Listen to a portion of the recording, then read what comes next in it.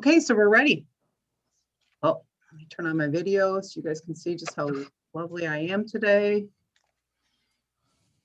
All right, let's call this work session to order. I don't know what time it is. It's Thursday, February 18th at 3:08. And I believe that we've established everybody that's here. I know there's not a roll call, but for Josh to be able to take minutes, we need to establish who all is here. So Josh, do you have any questions on who's indicated? I mean, we're basically a full Township board and a full EIC board. Yes, I believe I have everybody, and then our presenters are, is that Ms. Ferrari and Ms. Morgan? That's correct. Yes, All and then right. we have Todd Dickerson, and we have Ryan Mattis, and obviously Mitch as well. Okay, all right. We're going to start off by our developer presentation in regard to housing. I'm just going to apologize ahead of time, guys. I haven't really turned the screen over ever to anybody, so I'm going to. Todd, you want to do an introduction? Sure. Yeah. So if you participated in our downtown summit, and I think it ended up being last August, we had to reschedule it so many times that actually remember we did it in August or September, but Redevelopment is with us, and they presented it at the downtown summit as well. So if you were there, you'll remember Jill Ferrari and Shannon Morgan from that. They do a lot of projects around the state. Sometimes they're doing historic renovation projects. Sometimes they're doing other rehab or greenfield projects, but they are a very well-respected developer in the state of Michigan. They've got some really cool stuff underway right now. You don't want to steal too much of their thunder, but I've been in close contact with them for, gosh, it seems a year now, or well over a year. And so, having said all of that, which Jill or Shannon, which one of you want to run the controls for your presentation and discussion for us? I'm going to run the PowerPoint. I just need the steering wheel from Anne. Okay. Yeah, and I don't know why this meeting is taking, deciding that it's like I can't click on the top where it normally just gives me participants and control panel. Like it doesn't. It just is being difficult today. So she may have to click on the view options and request the control. Yeah, can you do that? Is there? Oh wait. I wonder if I did. Oh, I did it. Oh yeah, there you go. I will approve you, Jill. All right. Okay. Fan? Yeah, there we go. Did you get? I think I hit approve anyways. I did. I'm not seeing anything, but I know it's not letting me get back to my control bar. So, I need to do something. It says remote control. I see it like illuminated. I mean, it's green. yeah, I'm not. Oh, all right. Never mind. I'm good. I was gonna say, maybe Jeremy, you could come out of the Oval Office and help us. So, oh my goodness, I've never had this trouble before. So this is fun. I'm not seeing Bill anything. says that host has disabled participant screen sharing. Let me see if I can exit.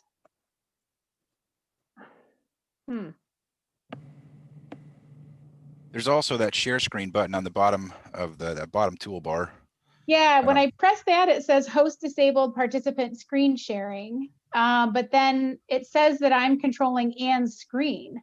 But oh, you're controlling her computer. Oh, geez. Oh, so not I don't want to okay. do. Yeah, I'm sorry, guys. I'm going to give up that remote control. Okay. And see if So you can. pause. Well, it says new share participants. Says in the host controls, click on manage, and this will open the participants list. And then hover over the name of the participant you want to make the host and click more, and then click make host, and then click yes to confirm that you want to make this user the host. Does that help at all? Did I read it too fast? I don't see Why would any of it- those Without it. options, so yeah.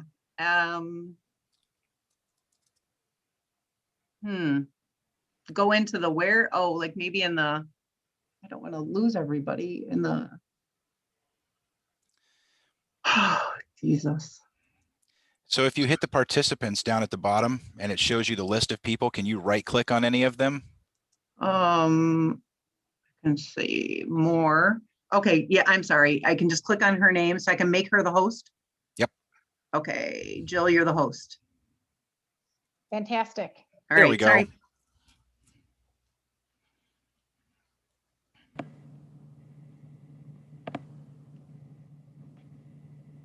Can you see that?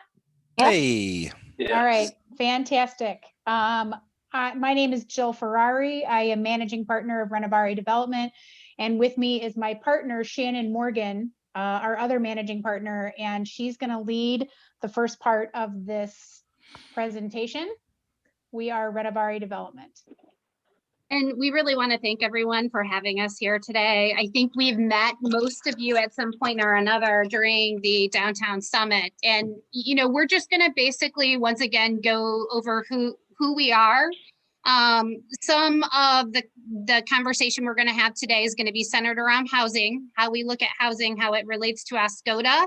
And we really wanted to keep this very high level in conversation and leave the last portion for questions. What does housing mean to you? What does development mean to you? The opportunity to ask specific questions on what the processes are. And in the summit, the area of focus that we had is how to think like a developer and how to become ready for development. And you know, overall introduction, Redevelopment. We were formed a year and a half ago. Jill and I both have over 25 years experience over a broad spectrum of development. Our focus really is on transformational projects. So we come in working specifically in different initiatives with municipalities to program projects for transformational use. We're looking at key tools in that. Some of the projects we've worked on, which the projects have been around the country, we've developed large master plan communities in 9 different states in the country. We've produced over 1,100 units of single family rehab, 20,000 units of new construction, either renter or for sale. As well as our partners have a background in hospitality, hotel, industrial, as well as commercial. So between the 4 partners, we really represent a broad spectrum of development. We work with very complicated tools and complicated financing structures that require a lot of government participation in those as well.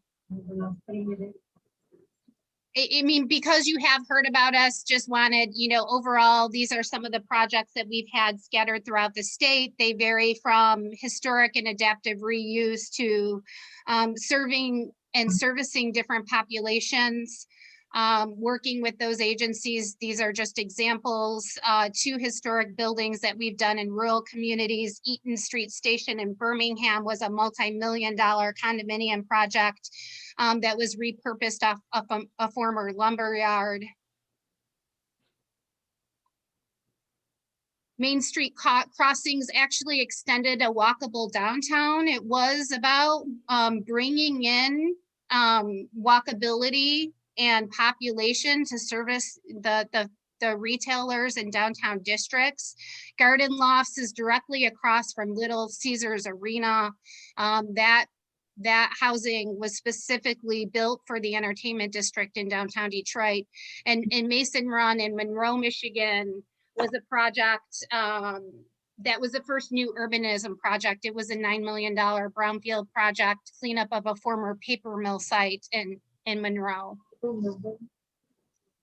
We selected the projects that we did. One, we wanted to show you some of the diverse residential housing units that Shannon has really worked on, but then we also wanted to show you some projects where there have been some very unique financing programs put together. So I've added some pieces here where we really push the boundaries at the state level on how they apply tax increment financing or abatements or other programs in order to create catalytic developments. The Traverse City Hospital, which some of you may be familiar with, we actually set up the Grand Traverse County Brownfield Authority to get that done. And now, this project is pretty well known around the state. These are just examples of ways that tools can be utilized creatively as long as the municipality is in support. So in each one of these deals, the municipality was looking for us to push creativity, and it resulted in a successful project. Northfield Psychiatric Hospital was a 400-acre site that didn't have access to an extensive toolbox. And so what we did was pass the property through the Wayne County Land Bank for ownership, which at the time really expanded its accessibility to tools at the state level and made that deal pencil. 511 Woodward is a project that we just completed recently in Detroit in partnership with Iconic 511 that has a complicated stack of tax increment financing and tax abatements for a building downtown. So we wanted to include projects to show you the creative way that we have solved financing problems on projects, but also the diversity of the products that we've worked on in our career together. And these are some examples of some of the projects our partners have worked on that include retail and some light industrial work that they've done. And we can share this with you guys. This information is really about our team. As Shannon said, we have 4 partners, but we are majority woman owned.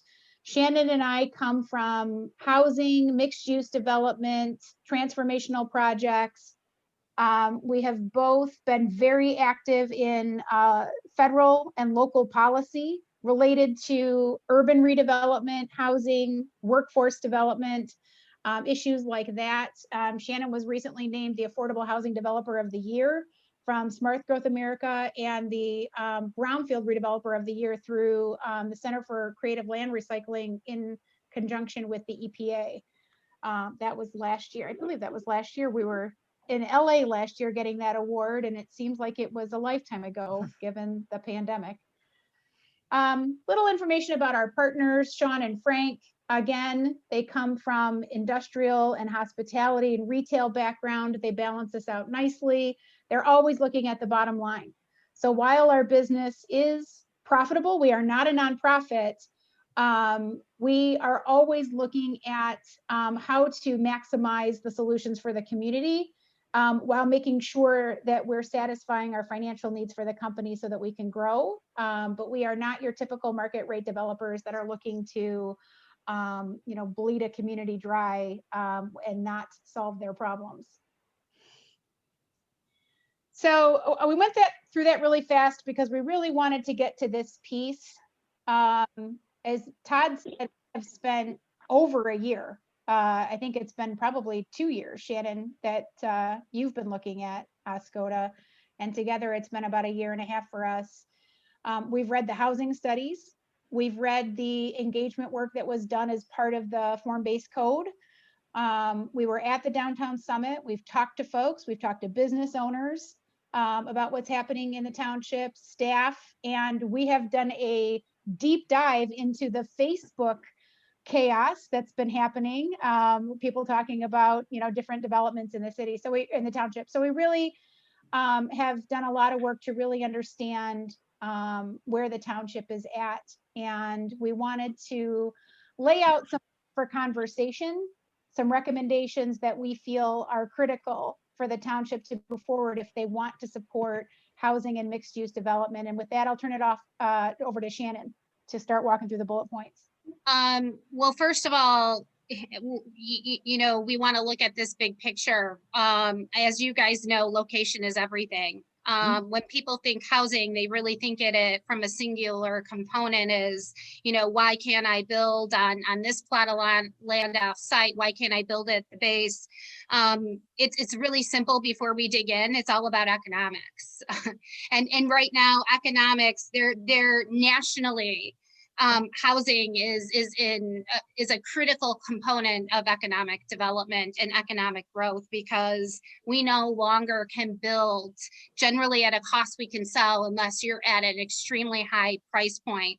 Alone, we're seeing an upward trajectory from steel and lumber. Lumber's up 70%, and we don't see where that's going to bottom out yet. Certainly, the pandemic has really pushed that. So, and beyond that, as you guys know, as you get into complex developments that bring in resources and other equity tools, there's impact fees, there's entitlement fees, they're certainly going through all different components to bring in housing, especially projects that are transformational, something that's going to be an asset in the community that is planned well and continues to service the community for generations. So, I mean, it all really depends on what you want to deliver for the community. From a statewide perspective, I just want to set the footprint. The state agencies are getting together. We're starting to see that we cannot look at economic growth without housing. And simply with the spaceport coming in, where you could see 1,000 jobs in the next year, the question is, where are those people going to move? And then ultimately, I mean, before we also get into this, what I would suggest is really understanding some of the Main Street components, which is identifying how many people live in your downtown and what their expenditures are. The more density and the more bodies you bring to the downtown, the more money they spend. And that capita, when woven into your downtown strategies, is very important. And it's been a basis where other Main Street communities have really set the premise of creating and connecting those two pieces. So, I mean, everyone really needs to take a step back and understand how housing is critical to economic development, how it's critical and tied in directly to business growth. And without the right strategies, know that your neighboring communities are going to be right behind this, figuring it out. So ultimately, some of our recommendations are developing strong relationships with the state agencies. I mean, you have to look at it right now and just look at, what are your values? What's your price per square foot, and what does it take to produce any type of product from business or housing? What's that price per square foot? And in that, you've got to be able to, the only way to see anything happen is to connect to the resources for growth, connect to the equity programs, connect to the state programs. And that's really going to be a key strategy for any type of growth that you can see. Typically, there's only a few programs that are going to gap housing needs, and that's making sure that you understand the programs that are coming out of the Michigan Land Bank. I don't know if you guys know, I believe the Land Bank holds over 300 properties in Oscoda alone. So the question is, does this board know that?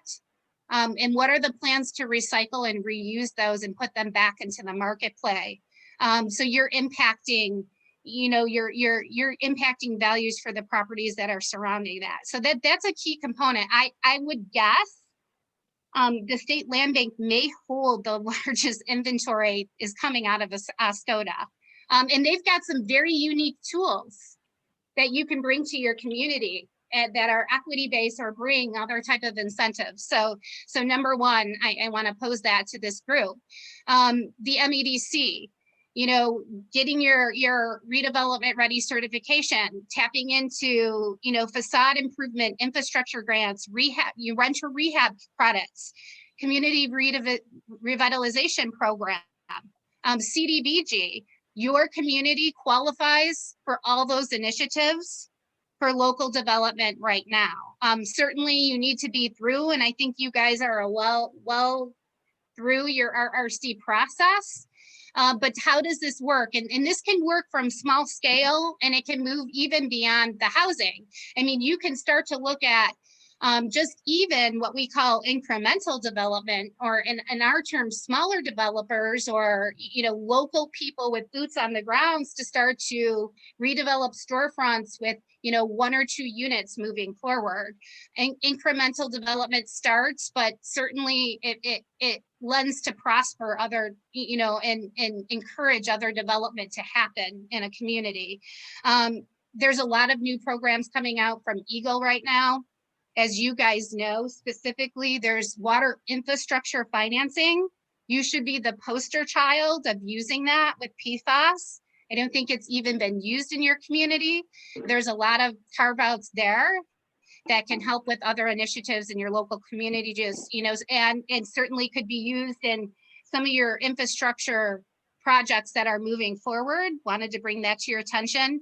And I think the Michigan State Housing Development Authority, what we've seen from our early interactions is a strong misunderstanding of what affordable and attainable housing is to your community. And I think, once again, that's education based, because people hear the word in your community, affordable housing, and they're thinking bad public housing or projects that were not done correctly, that, you know, have populations that have, you know, issues certainly in the community. There's excellent projects and populations that can be serviced. And that's a big equity source that, once again, can bring that density in your downtown. The more bodies and people you bring to your downtown, the more money they spend in downtown. And that should be a key priority. So your number one goal really should be about understanding those programs and developing your relationship with the agencies that can bring those type of tools. Second, and I think this, we already covered this, is prioritize redevelopment ready communities. We're at a time right now that we're going to see increase in facade, Tiger grants, road grants, CDBG, in which you well qualify. So that should be the number one priority, and you should also be connecting your local community and local business owners, small business owners, to some of the tools that you have there. Third, and I apologize, I realize that this text is rather small, but, you know, education of the staff and the township administration on what development process really is, and understanding of equity programs, grants, and loans, because certainly as developers coming in, the cost barriers and constraints to go through an entitlement process that is long and not supported is a key factor for developers that want to come in and get a project done. So, you know, being able to understand what your internal processes are, what your internal legal processes are, a broader community vision, what economic development means to you, what you're in. Any of that is really going to be key as developers look for projects. And remember, they're also looking in your neighboring communities as well and assessing these same measurements.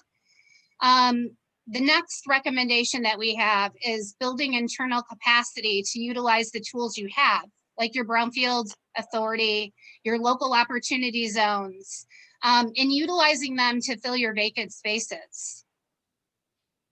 And I can jump in a little bit here. You know, I don't know how much marketing you guys do related to the opportunity zone and understanding that we're well into, you know, the time frame of the program, but we speak often. In fact, I was the keynote for META this year on a panel with others talking about this. You may not attract investment from an opportunity fund, but the federal government is starting to line up a lot of their funding opportunities, their financing, their loan participation programs in opportunity zones, including the placement of federal agencies, and that may trickle down to the state. So understanding what all those pieces are that are starting to target opportunity zones and marketing that out to the community or out to the real estate industry is important. And your partners, like the Michigan Land Bank or potential partners, are experts at thinking through how to use that Brownfield Authority tool that I don't know that you guys have passed a Brownfield plan, but really using that to think through how to use some revenue in order to fill those storefronts would be highly recommended.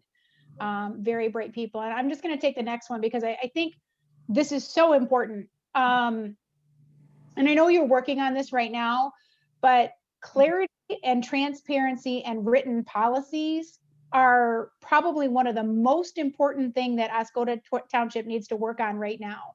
You have a lot of residents that are, the information is kind of scattered. I know Mark is on this call, and Mark, I think you did an excellent job on those Facebook posts of trying to clarify and get information out, but that has to be a steady place. There has to be a place where there's township-wide engagement, where people understand exactly what the status is of public properties and what's going to happen. And it really starts with a written policy for public property disposition, which again, I know you guys are working on, but make sure once you establish that public policy that you communicate that to the residents, that this is what we've adopted and this is how we're going to move forward. It will make a lot of these processes easier as you move down the road. It can be used for, to put information out, but also to gain feedback on plans for some of your public properties. And this is, these last two are really things that we've kind of just experienced as we've been talking to people. I don't think the residents mostly really have an understanding of what the impact of transformational developments are. And pulling in case studies from other rural towns that have undergone transformation, what that has meant to the residents of those areas is critical. People don't really know what to expect. And there's definitely some case studies in Michigan that are positive. And just sharing that information would be helpful. And Shannon, we might want to go through, the last one was really about our reaction to kind of the form-based code process and some of the recommendations that were made as part of your form-based code. It really looks like there wasn't any feedback from the private development world because, if you don't include private developers in the process, and yes, a lot of us are conflicted because we want to do projects in Oscoda, but on the other hand, planners, engineers, they're gonna give you feedback on what's possible in form-based code, but we're gonna tell you what's financeable. And those, you can't put out plans for buildings and products that that are unfinanceable. Anne, can you unmute Shannon? I think she's stuck.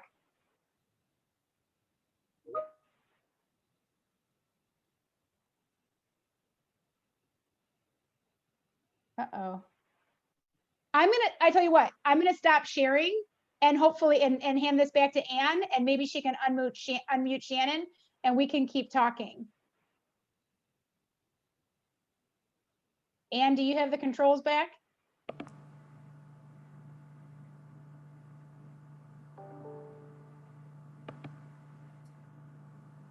Oh my goodness.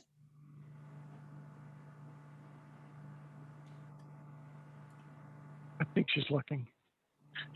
Let me see. I guess, Jill, while we're waiting, this is Steve Wusterbarth, and thank you, Shannon and Jill. I've got a question about your last comment about the financeability of the form-based code that's proposed. So specifically, could you explain to everybody on both boards on the issue there? Yeah, so, when we looked at the form-based code report that was done, there was a recommendation, and you know what? I want this to be as productive as possible, so we're going to be very honest with you guys.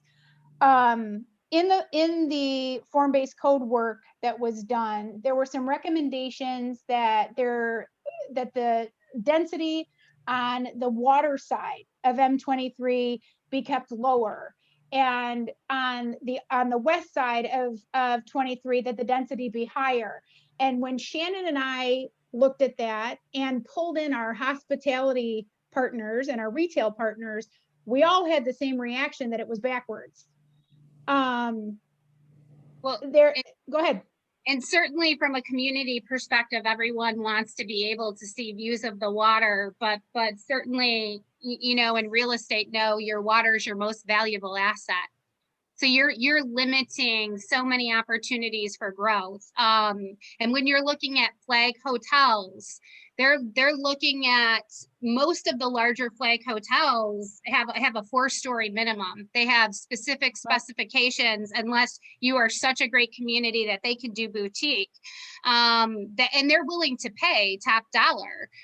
So certainly from an aspect of being able to cultivate, even if it's in, you know, where you're preserving certain features, your highest value in real estate, it is your water side, and the ability to bring in different type of users on that. So you would certainly limit those opportunities with that. We saw some 2-story buildings with a mix of, you know, retail and maybe commercial on the ground floor with residential above, but it was like less than 8 units. I mean, it's just not, to us, it just doesn't fit in the typical financing schemes that we would work in rural areas. It doesn't provide the density that we would need to trigger certain tax credit equity programs. And I mean, I think it all comes down to, you know, the township needs to identify some catalytic projects that it wants to invest in and use those projects to drive future growth. But at the same time, and I've said this before, I said it at the Downtown Summit, the township really has to figure out what its priorities are. Is it public infrastructure for water, a new sanitary system? Is it, you know, park amenities like basketball courts and all these kind of comments we saw on Facebook? I really think that once you figure out what those public priorities are, using transformational projects to help fund those activities is the best path in our recommendation. Shannon, is there anything you'd add to that? Yeah, I want to just add how we looked at projects. I mean, overall, you need to understand the current economic climate and housing. Right now, housing, certainly from a market rate perspective, to look at any projects of impact in market, to go straight to market without any tools. Most housing does not pencil unless you're in a market that's at $250 to $350 a square foot. If you look at Oscoda's housing based on your current market project, which by the way, we can talk about why your numbers are skewed because you don't have housing product to really pull from. You're at $1.10 per square foot.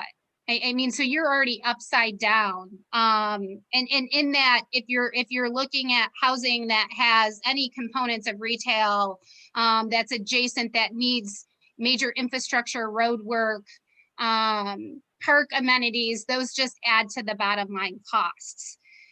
For that to happen, you have to bring in some of the additional programs that we looked at.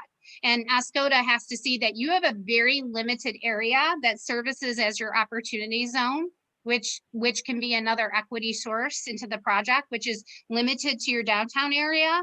And most of the tax credits that come in that make these projects happen, which are your only source, are going to look at your walkability.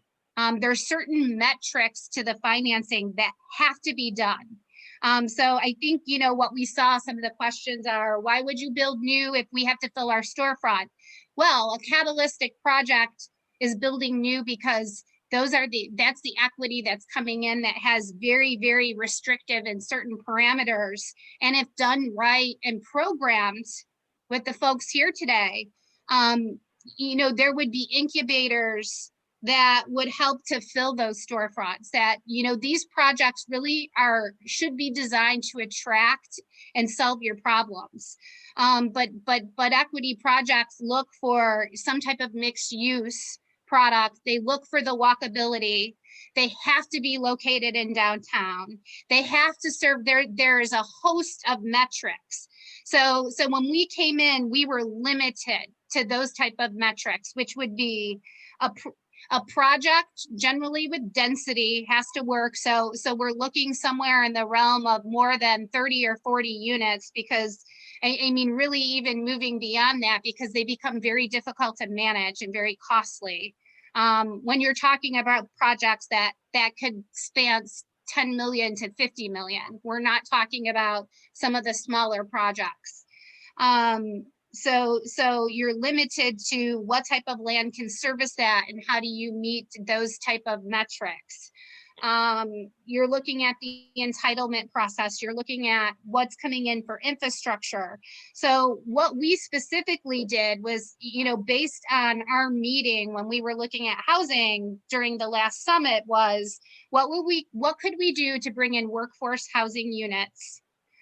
Units that would be available to the full spectrum of all levels of folks, people that were going to work in the space agency, but also attainable units for people that wanted to come in and be able to live in the downtown with access to the local community. With hopes, obviously, that you had a broader redevelopment strategy to fill your storefront. Number two, in that the only sources we could use was really new market tax credit. And what does new market tax credit do? New market tax credit brings in a lot of equity, right? So you bring in a project right now that, you know, we're pricing out well over $2 a square foot, that we're setting a new precedence. But it's bringing in that equity to bring in a project that is more substantial. That requires 30% commercial or retail. And that commercial and retail really has to be driven to fill a community void or a community benefit. And so I'll turn it over to Jill, but you know, what we said is, wouldn't it be great right now to connect the community with the space industry that we know that's coming? So how can we have access to entry-level jobs that are meaningful, that really connect with your local residents? And Jill can give you more details. We had conversations with Mama and some of the agencies that are serving that to say, could we put in an incubator on the first floor? And secondarily, what we heard is, you know, uses of arts where we could do murals and things that brought in some of the historic components and, you know, pieces that were really important to the community. But lastly, you know, what we talked about was retail pop-ups. And a portion of that was, how could we connect all of those pieces with a strategy of creating something really exciting for visitors and residents, but also be able to put placement into your vacant storefronts. And all of these bring in additional equity sources to fund them. So I'll turn it back to Jill. She can kind of dig into the weeds on what our thinking was with these individual programs and why we were looking at them. So to Shannon's point, you know, we looked at multiple properties and looked at the tools that would be available on those properties. I know a lot of people are always asking, why not the school? Why not 110 Pearl Street? It's a beautiful building. It's right smack dab in the middle of town. And we did our analysis. We looked at historic tax credits. We looked at low-income housing tax credits, which we know are kind of misunderstood in lots of communities. And from our perspective, we follow the money. We make sure that, you know, we understand the complete toolbox and we go to where there's the best fit. And like Shannon said, the new market tax credit program, because of the location, because of this incredible workforce opportunity with the spaceport, and really, you know, having this opportunity to connect local residents to those opportunities, we really wanted to focus on that program. And Shannon's already laid out the components, but it just seemed to really fit. You have a workforce housing shortage. In the most recent study, even without the spaceport, you're several hundred units short on your available housing. You have a workforce development need where you really need a bridge between local residents and whatever is coming in the spaceport. We know those are predominantly higher paying jobs. They're going to be bringing people in from out of town, and we know the residents are worried about that. But there are so many certificate level jobs and project management jobs that are going to be available as part of the supply chain that, you know, we really see the opportunity to get your local residents ready for. There are lots of educational service providers and workforce development partners that are looking at Oscoda for this very specific opportunity, and we are talking to them, as Shannon said. And then the last piece is this, you know, this economic development need to fill your storefronts. We were very attentive during the downtown summit and listening to the feedback from the residents. Shannon mentioned some of those points. Public art that represents the history of Munising, events, also filling these retail storefronts. So if there's a way to create retail pop-up sheds that will transition into semi-permanent leases or permanent leases in downtown storefronts, and there's a way to create a tax increment financing mechanism to support that, that's something that we would suggest looking at. But we, you know, our goal would be to blend all of these pieces or bring all these in as a comprehensive transformational project. And location is critical. This is not something we could do at the base. That's a totally different project. And I think with that, I mean, we've definitely probably gone over our time. Definitely want to kind of turn it back and answer questions or make sure that we're not completely over our time, Anne. Well, let me reclaim host here. Yes. Okay, because then I can turn people on. Are you done? I guess sharing the screen, I guess, would be the first thing. Because that's what, yeah, okay. I mean, you don't need to share any other information right now? No, we're good. Okay, all right. Okay, so I'm gonna reclaim host. Okay, just make sure that are there any questions right now? I know Steve, you had asked a question. Did you get it answered? No, I've got a couple more. So Shannon and Jill, so just listening to your presentation, and thank you for listing all the tools. I mean, I don't know a lot of detail about most of those tools, but I will definitely do my research. But the key here for Oscoda, just because of the market square footage rates, is mixed use to obtain all these tools, and then it's certain location to get additional tools, depending on how we do the zoning in the down, you know, I guess the opportunity zones and things like that. So we know we're underwater with housing, you know, just with what we have current needs in the town today, without even talking about spaceport if it does come. I mean, that's a freight train coming at us. But if it, hopefully it does happen, that's a good problem to have. But if we don't solve the current issues today, it's difficult for any developer to come in and do housing, basically because it's going to cost them more than what they can sell it for. Yes. That's pretty much the nutshell, right? So yes. I guess my thing is, if we don't start looking at these things and working with private industry to solve these issues, we're going to be sitting here 10 years from now in the same boat that we're at. And if all of these things happen and we don't develop things for people to live in this community and build this community, they're going to live in Tawas and Alpena and drive. So we've got problems, and I appreciate the information, and I hope we can all collectively solve the problem. But and we should mention, it's tough to overcome the financial issues.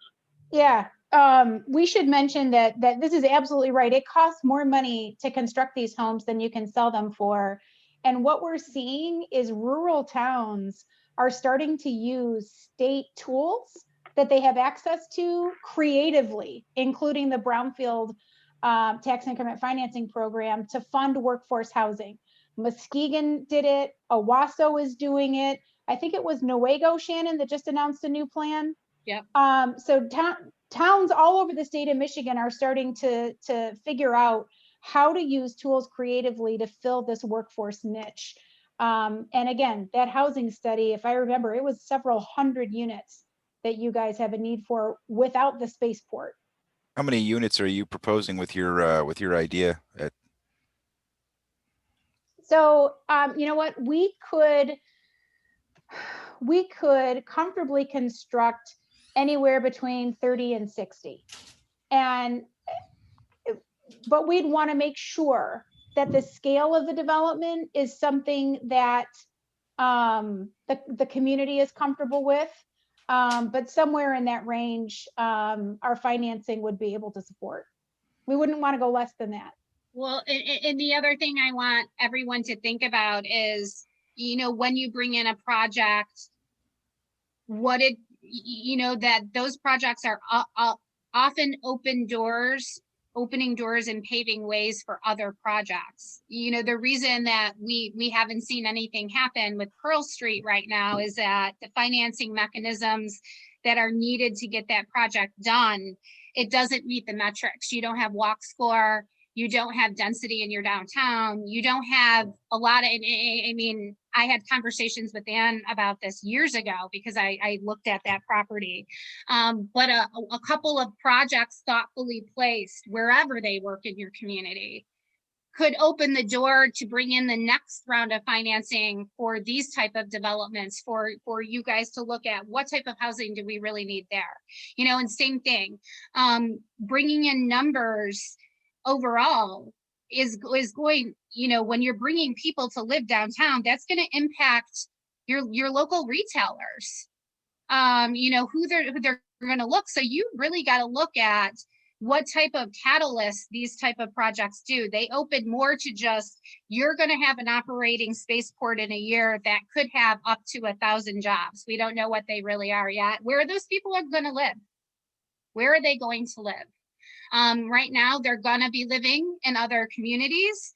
And I would suggest to look at, when someone's living downtown, how much money they spend downtown in those local businesses. So you're just losing that. But also, you know, better understanding what that trickle down effect is. And how it's important. I had a question.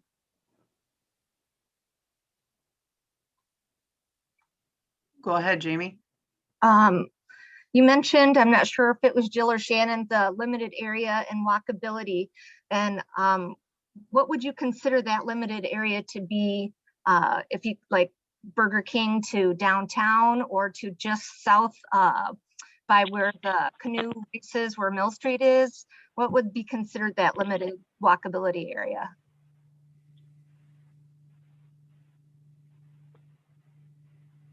I think for us right now, if you go back in and you can go through the state of Michigan, you can look to see where your opportunity zones overlay. And some of that does extend, but if you go to walkscore.com, you can start to plug in any address you want and get the walk score. And you know, we like to be in the center of it all, is close to what we call Main and Main. But you know, it just, once again, is about available land, walkability, and what the connectivity is. So there's different metrics. We really were following more of that opportunity zone where your overlay is, but right now, certainly I would say, I mean, even Burger King starting to be very much car centric. So it depends on the type of project. For what we're doing, as close in as we possibly can, and the connectivity is the best.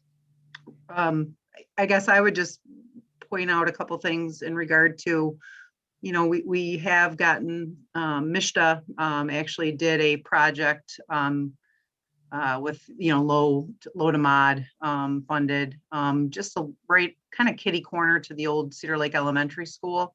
You know, and we looked at, again, this is my previous employment with the township. We looked at other projects. I mean, just some sites like a little bit south of town, kind of like where the yacht club was. The state at that time said that was too far away from the downtown. There was also an idea, the apartment complex just a little bit north of Burger King. Again, the state said that's a little bit too far away from the downtown. So, I mean, they do, you know, as it is, we always had to arm wrestle with what they considered to be a non-existent traditional downtown because we don't have two-story buildings. So it's always been a little bit of an arm wrestle, but I know that they did go kind of up into the 5-lane area, you know, a little bit, you know, basically where Cedar Lake Road is for sure, because they did that project just, you know, around the bend. But I don't know about going all the way up to Burger King. And I know before they had said, and I understand it's another township anyways, but Oscoda Township down towards where the yacht club was too far from the core downtown for walkability. So what are some of the points for how to raise the walk score? I mean, like, for instance, with the Alcona Healthcare locating in the downtown, will that increase once that's up and operational? Will that increase our score, I would assume? So walk score, you can go on and better understand the metrics. Like they're going to look at health, safety, school ratings, you know, all the things that really, really make a good downtown. But it's going to be access to fresh food, making sure you're not a food desert. It's going to be entertainment. It's going to be coffee shops. Every one of those metrics you can pull out. You'll be, and by the way, as a township, you can update them as things happen because rural communities are often very, very skewed, especially as you have people moving out and in. If you start to see a resurgence in those storefronts, something like that can certainly impact that type of walk score as well. But you can get an idea of what that is, you know, walkable grocery store, any type of activities for entertainment, shops, coffee shops, all of those have different scoring parameters, and that can help you. And certain times, because you guys, you know, do have a tourism base there, you have stores that might meet other metrics, like someone selling deli food from their party store. You can go in and rescore that.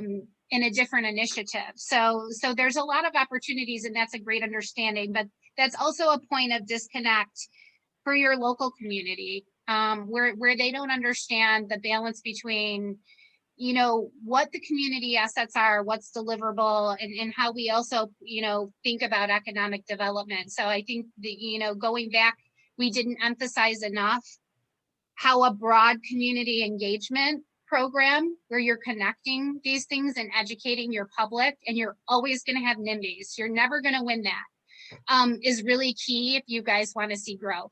There has to be leadership of, you know, we agree in certain metrics that these are the steps we want to take for the community moving forward, regardless, and we have a strategy of how we're going to do public engagement, but that's something we would really push back.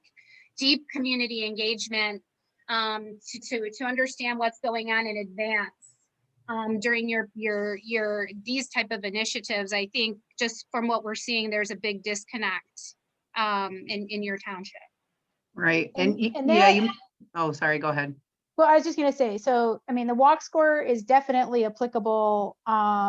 It's primarily applicable in the competitive program for the housing credit equity program. If you go the non-competitive route, you guys don't have access to gap financing tools for housing, and your rents are so low. It's really difficult to make those housing projects pencil because of those two factors. You're not an entitlement community. You don't have access to HUD programs like home, things like that. You, as Shannon said earlier, you could have access to CDBG for rental rehab. I think you have the targeted census tract data for that resource, but I'm not sure how many, I mean, other than the school, how many properties you have that would be eligible for that. So from a walk score perspective, yes, it could increase the chance of getting a competitive LIHTC award, but that healthcare facility alone is not going to raise it enough, because I think, don't quote me, but I'm pretty sure it was in the 50s, right, Shannon, when we looked, which is pretty low, and you want something in the 70s, 80s in order to be competitive, and you're still missing out on the investment category, and the major employer. Wordsmith is too far away to be a major employer. So there's a lot of difficulty in getting those competitive housing credits. And that's why we went to the new markets route, because we knew that we weren't going to make a 9% work there. Hope that was helpful, Ann. Yeah, it is. I guess I just wanted to bring up the land bank and the properties that you indicated. About 230 or so of those are actually in Lakewood Shores. We are aware of those. That happens almost every year. And we've actually had a recent meeting with Lakewood Shores, and they're talking with Michigan Land Bank. But those are undeveloped lots that just over time it happens. They just go back to the state. So that's where a big chunk of the property is, I guess, that you're referencing, is actually in Lakewood Shores. So I want to also present, the opportunity, and you've got a lot of alignment to get there for the city to engage with the public sector, and knowing how much the public sector brings. When we're talking about an industry as large as the space industry and what we know what spin-off supplier could be, there's a tremendous investment into talent and into corporate housing. And just our early conversations that we had with Coletta, and understanding the dynamics of, where they have to go to recruit for staff and how they have to keep staff there. And, if they're losing staff, from a larger perspective, there hasn't been any measurements on what the cost of lost staff was because of your lack of housing or amenities to keep people there. And just so you know, in larger cities, certainly it takes a little bit of capacity and work. We're seeing a lot of corporations step up and invest in housing. I mean, you're seeing it across the board between, Netflix and Amazon's and big corporations that are starting to invest in housing and development. And that could be a huge opportunity for you guys as well. For these industries to be successful, they're going to need to have access, and they're going to see, where, I've got to recruit executive leadership. They're going to look at really what their employment base is and what it looks like from income ranges.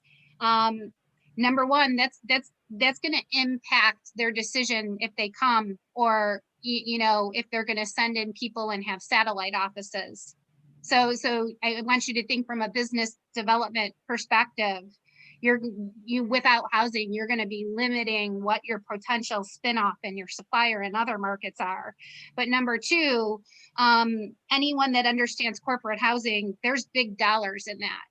If I'm relocating, I'm an executive. I'm going to relocate. I could get a fully furnished unit. I'm coming up here. There's opportunities to really marry those type of initiatives into some broader development policies for your township. Okay. Great. Yeah, we are. I mean, we're getting on the hour. I'm not cutting you off by any stretch of the imagination. Just, I know we have, we're at the hour mark. I don't know. Do we have more questions, everybody? Mark? Yeah, and this is Bill Palmer. Hey, Bill. I just had a comment, sort of a question comment. I'm sure both of you are aware we're doing our form-based code in the B2 district now. We're working our way through that project, which is from Evergreen Street North up to F41 and then down F41 to the railroad tracks. And the whole, one of the big points of that is to sort of improve the walkability of that area, so that in terms of because you change the way the buildings are brought to a build to point, and the way we have now with the sidewalk, and then you have huge parking lots between the sidewalk and the buildings, doesn't promote the optimal walkability. And so with the change with the form-based code in that B2 district, that should help with our walkability in both directions, not only towards our downtown area, but also out towards the F41 and the businesses out in that direction. Well, the only thing I'd say, Bill, is what's the height restriction on the east side? In that area, is it still 2 stories? Do you know? Well, we haven't completed that. And I think Okay. to your point, and I wanted to mention this, when we were doing the B1 district, which is now the State Street business neighborhood, we use the height limits based on the old ordinance. And that probably should have been thought through a little bit more at the time. But we had recently changed the height allowance on the west side of 23. And so when they were redoing and forming form-based code, we just sort of used what we had in the books in our ordinance in terms of the height. That may be something that we want to go back, the Planning Commission go back and take a second look at. It was probably a little short-sighted on our part when we were doing that originally. Is your rail active there, active freight? I'm sorry, what was that? Yes. Is your rail active? Yes. It's a freight haul. Yeah, it's a freight hauler, at least once a day at night, usually. That's in the B2. That's in the B2 though, across F41. Okay. Well, the B2 only goes to the railroad tracks. It doesn't go across the railroad tracks.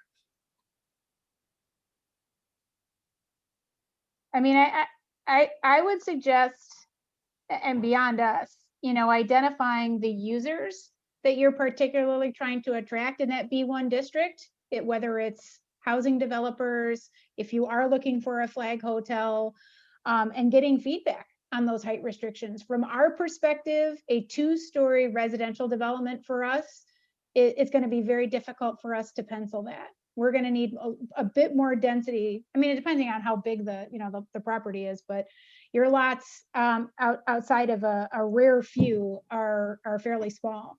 So I think we would suggest talking to some of those users that you're looking to attract and getting their feedback in that process. Okay, thank you.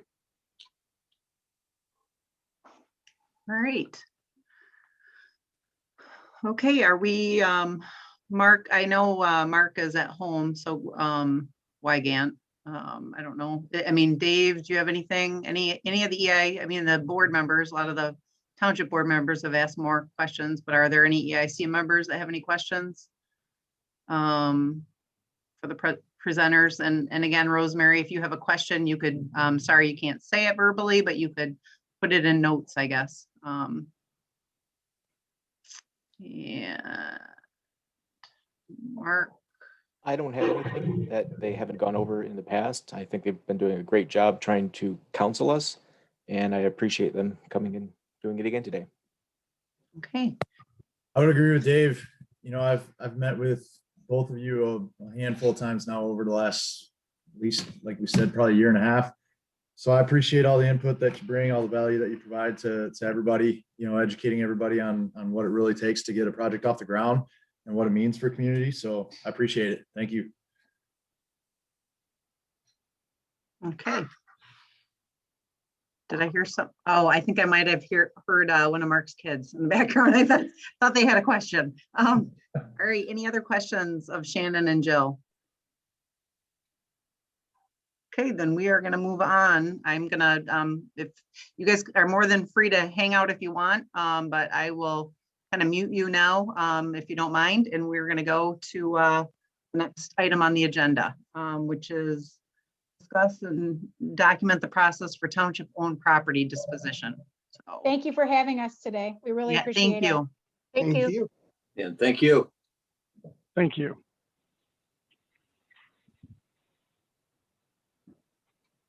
Okay, with that, let me just make sure. I believe that Mitch was gonna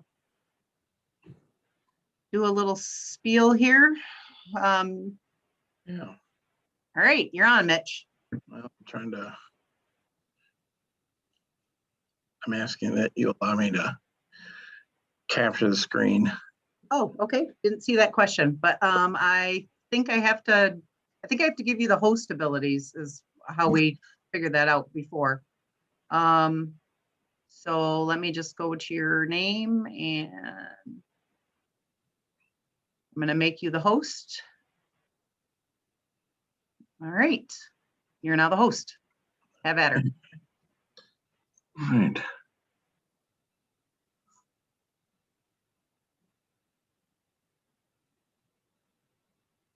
Okay. You can see here at the top, I'm trying to, sure we got nice ones I can get it.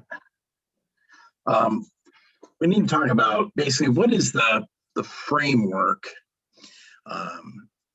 in determining should a property be sold, not sold. I know there's lots of questions about that. I did receive some input, and so let me just go through this. The one right here, sales price. One of the most important things, and these first few were given to me by someone else, but they're pretty common questions to ask. How much do you want to sell a parcel for? And as I would discuss this, let's just use a very easy number. So let's just say that we throw it out a sales price of $100. Okay, I'm not saying that's the cost, but for our sake of discussion. Now, if we have in our mind, well, we'll take less for that if we get this, that, and the other, and that price is now $30. Now, for one possible potential buyer, they might have $100, okay? They may have it in cash, they may have the ability to finance it, so they're not worried about the price you've given them. But at least we've put out there this price. Now, there's this, call it a hidden back end that says, well, we may give it to you for less. Okay, so, but there are people that are not going to know that. They're not going to know that you have this other price. So they're going to determine, I can't come up with $100. I don't have $100 in cash. I don't have $100 I can finance. So I'm out of the market for this, even though they might have a fantastic idea for that property. One of the things that you want to do when you offer properties for sale, and I can tell you this from selling literally dozens and dozens of industrial properties and industrial parks throughout Michigan, is that you need to come up with what is the damn price, okay? A bottom price. Tell them in very straight terms, this is what I must have, okay? And that may cover your infrastructure costs. That may be your total cost you have into the property for leveling, for other things. But you need to give people a firm price. That way, all the potential players know what the cost of, say, a particular property is. Now, you may say, well, I kind of want to dicker and deal. I want to be able, well, guess what? That's what a framework could be, okay? That you can offer this at a straight price. But let's say you do want to have this price that's lower than our $100 example. Then you need to give them very firm terms of what you would consider as the lowest price. So let's just use say $50. You must meet all the following criteria. And then we would sell it to you for $50. That way, all sellers know what is expected of them. And that's something that we have not organizationally done.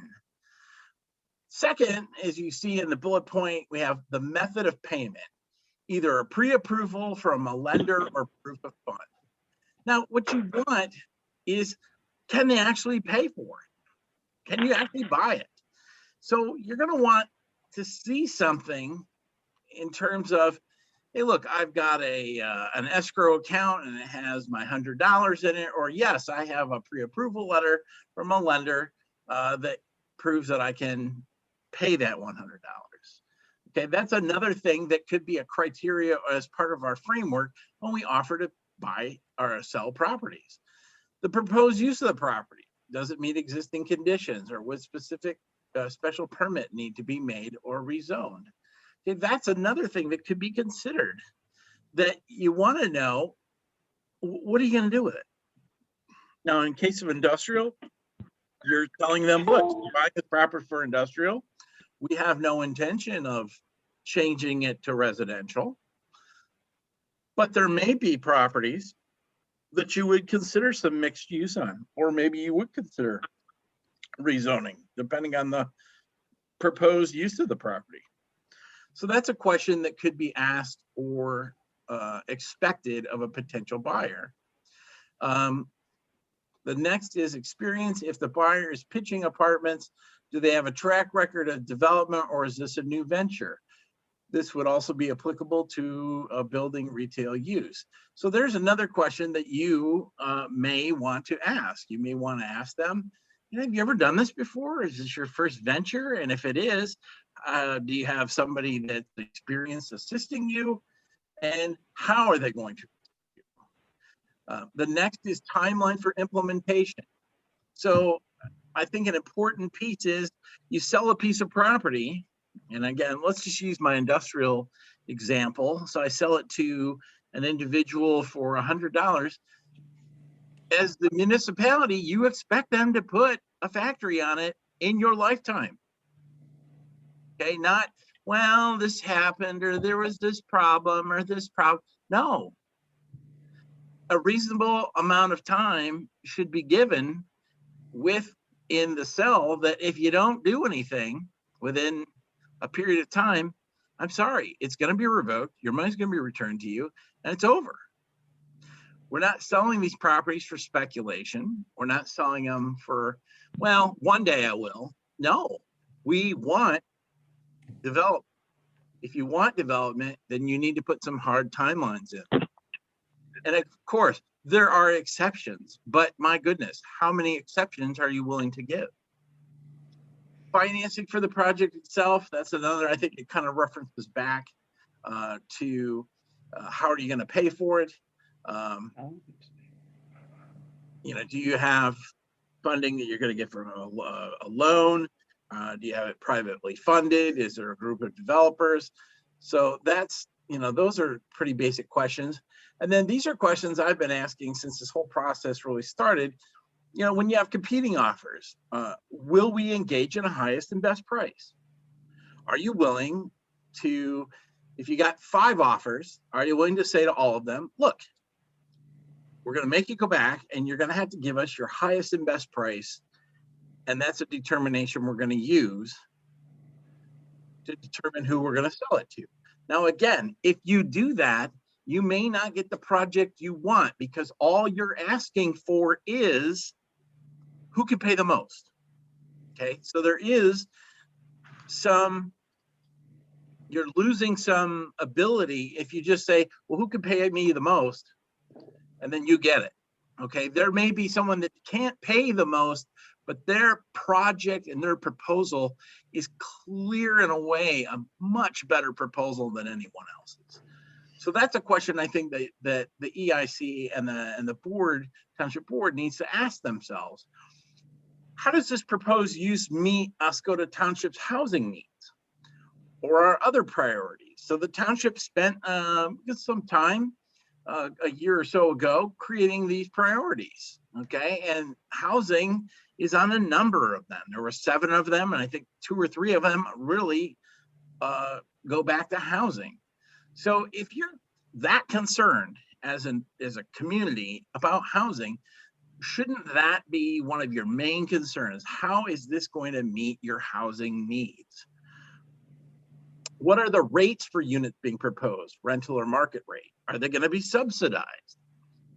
I understand that, yes, our per rent average is lower than most, but let me say this. In my discussions with people who are cashiers, people who are frontline employees, they're not necessarily asking for a handout, but they're looking for, I know sometimes this is thought of as a bad word, an affordable place to live, whether they're renting it or buying it. And affordable should not be a word that we're afraid to talk about. Affordable does not necessarily mean subsidized. It means that people who work in our community can afford to also live in our community. And so that means you have to offer a spectrum of different housing choices. Is a proposed housing development strictly rentals, or will there be sold units as well? Now, some people love to rent. Some people rent in hopes to own. And there are some people that never want to rent and they just want to purchase the place that they live at. And so I think that's a question you may want to ask as well, as what percentage is going to be? Is it going to be 100% rental? Is it going to be 50-50 rental to sold? What is it going to be? Okay, and I think that's an important question to ask, because that goes back to that spectrum of housing choices. Should the township not sell the property unit until a percentage of the completion is done, so as not to ensure having speculation? So what I think we don't want to do is sell properties on a maybe, or someday it will get developed. No, we want development. We want housing. Our community needs housing. We know this. We don't want to sell properties for speculation. So something to consider is, when, as part of our criteria or our framework, is at what point maybe a percentage of completion needs to be done, and then the property will actually be conveyed. That way we don't get speculators, okay? We get doers. And that's what the township has needed and does need now. All the properties sold should be stated as is, where is. Let us not forget, one of the key pieces in all real estate transactions is it is on the buyer to determine whether they want to buy the property or not. The township is not geologists, we're not any of these other things. And if they have questions, then they should seek those answers, okay? So every time you sell a property, should be as is, where is. How shall we deal with offers on properties that are not actively placed for sale? So this is, I know this is a key question, but this comes up everywhere around the state. Someone comes, and let me use another example. What if today I received an offer for someone to purchase the beach for $10 billion? What do we do with that? What should we do with that? Sold. There should be a process that would at least be vetted and answered. And let me tell you one or two examples. One would be when an example like that comes up, a discussion then needs to be held. Is this property a never sell? Or would you consider selling it? Now, if the answer is no, then obviously we go back to the person that made the offer, and we say, thank you for your $10 billion offer for the beach, but this is a property we are not willing to sell. But if there is some modem of, yeah, boy, $10 billion, well, maybe we would sell it for $10 billion, then you need a process to actively give other potential buyers the ability to also make an offer on a property that, if you want to say, wasn't necessarily for sale at this point. So in some cases, a community will give, say, a month, 6 weeks, and they'll put out a public, literally, offering and say, look, the minimum price is $10 billion. We've determined through discussions we are going to sell it. $10 billion is our minimum. So you're going to have to at least go 10 billion or higher. And at least then you've given everyone in the public an ability to come up with that type of money to possibly purchase a property like that. The other of the no sell is that some communities, every so often, they have a period of time. It might be 5 years, it might be 10 years. Typically, a lot of them do with their master plan, is determine, do we still want some of these properties that we own? And maybe the purpose for them has ended. And so let me give you a scenario. Maybe there was a property that the township acquired many, many years ago, and the thought was we were going to put a storage building on it, okay? But here we are 10, maybe 15 years later, and we haven't done it. There doesn't seem to be any real traction that that's ever going to happen. So that would be a period where we would say, you know what? I think this property is something we are going to now add to our inventory. We're going to now look at this as an inventory of something that's now possibly for sale. Now, before, we would consider it, at least generally, as a property not for sale. But we've at least taken that and placed it back as a possibility. And again, you make that public. You know, it's not a private thing. You make everyone aware of that. And so that everyone knows, hey, guess what? You could buy that property that they were once thinking about putting a storage building on. And so there may be buyers that have been interested in that property for many years who may then wish to come forward and make an offer to purchase that property. Now, when a property is deemed to be a signature property that the township wishes to sell, will it just be placed for sale, or shall we create a specific process of an RFP so as to solicit proposals worthy of selling the property for that purpose? Now, I would tell you that I have had experiences with signature properties before, and creating the RFP process for that particular property does give you some fantastic offers and some fantastic projects. And if you have very specific criteria for that particular parcel, you have the ability then to review those proposals. You could reject them all. You could choose one. You could ask for more information, but at least you're doing something with the signature property. And this kind of goes with maybe a discussion that happened just early in this meeting, that there are properties that if they were to develop, it may be the spurring of future development within the township. So, and especially, like I say, with signature properties, the tendency is to not just sell them, but to kind of come up with a process and have an RFP process so that they would be divested to for the right reasons and for the right project. And then who will be the group pushing for the development and sales of properties, the EIC or the township board?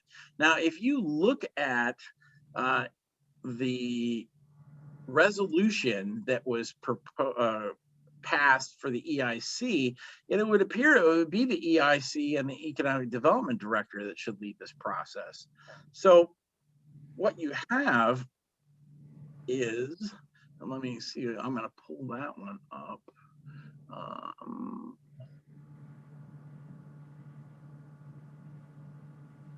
Examine this document.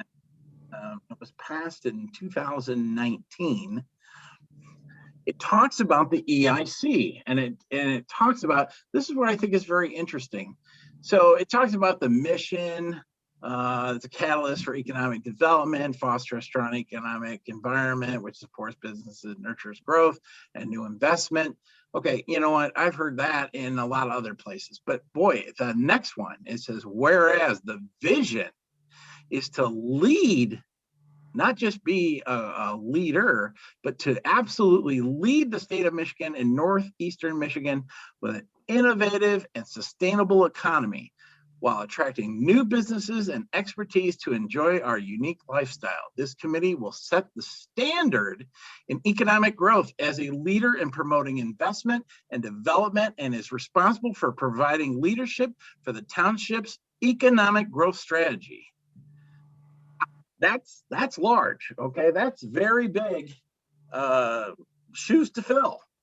That would say to me, it definitely has the push that this is property that we definitely are, we want that group to lead the way. I mean, my goodness, you created a resolution that said you shall lead the way.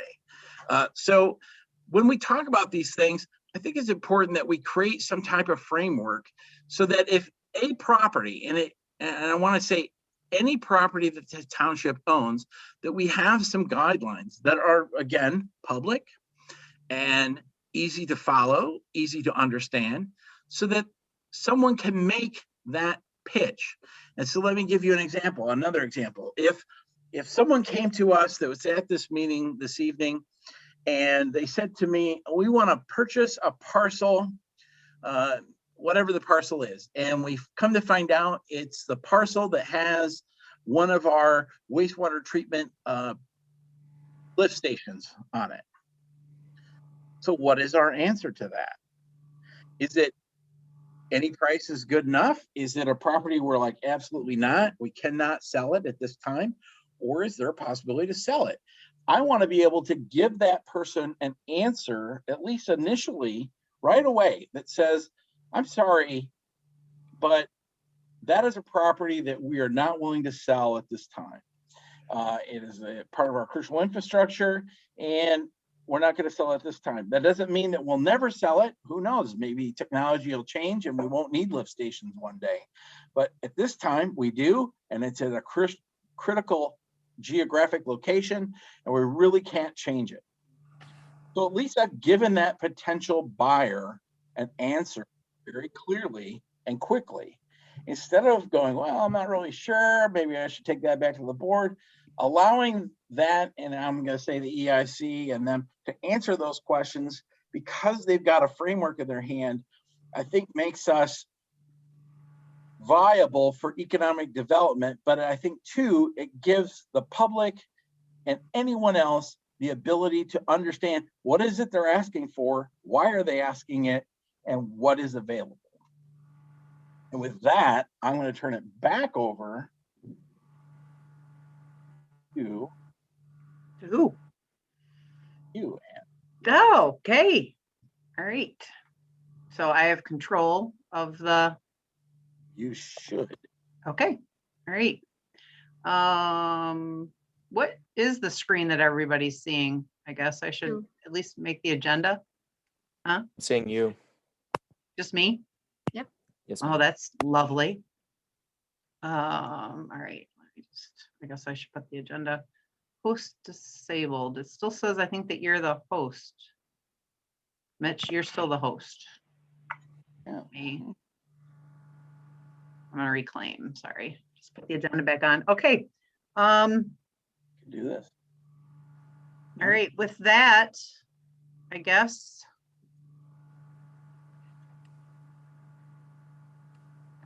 I know that Todd was gonna talk about, I mean, do we want to discuss some of the points that Mitch brought up? Oh, that's not the screen I want to share. Just trying to share the agenda, sorry. Just to get back on a screen.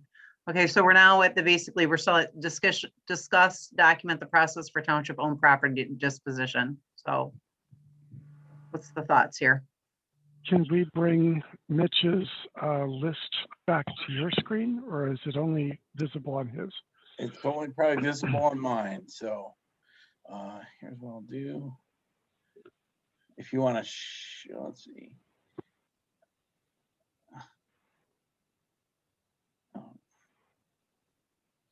If you give me the share again, I will put it back up. Okay, all right. I think I just have to make you the host again. And I would like to hear from Todd and, you know, some of the frustrations that he's been having. I don't know if he had put, if any of the input was from him on the things that Mitch had listed, but maybe that would be helpful too before we start our discussion. Okay. Todd, are you? My thought. Yeah, I'm still here. You didn't nap out? No, I'm just kidding. Usually engaged. While I'll say that Mitch and I did not collaborate on that list, you know, there's I think there's definitely some merit in some of those talking points, I guess. From my perspective, what's our asking price, but where is that negotiable price based on the merit of the project? I mean, I think that is meaningful. I think the key value the township has is the property that we own, that we can get deals or development done for the benefit of the community, bringing value back to the community. It's not easy when you go to a private landowner or a private building owner and say, hey, I'm interested in your building. It's sitting there vacant. And then, they give you a price that's 5 times what the real value probably is. It's going to be hard for us to get development to go. So, I think one of the most important things the township should be considering when selling a piece of property or the building is, what is it solving for our community, with that value proposition back to the community. I think some of the other tactical things, tell me about your financing strategy. I'm not sure that proof of funds is always applicable here, because as the Renovari team talked about it, man, it's complicated when you're doing bigger developments. So I guess I care less that you have cash in the bank to do this, but I do want to know about what your financing strategy is. And, is it a sound strategy? Do I believe they're going to get to the finish line? I think, while I don't think we can expect a ton of details if somebody is showing up to, turn an LOI in on a piece of property, at a minimum, I'd like a narrative on what's their approach, how many units, what's the phasing strategy? Is it 20 to start? I promise I'll have 20 done by this date. And then once I get that 20 done, I'm going to move to this 20 and so on. At a minimum, a narrative. Tell me about your project, and tell me how you're going to facilitate it and get it done. I think those are some baseline things that I would like to know, or I would think that the board would like to know, as they're being presented with an LOI or an offer to purchase.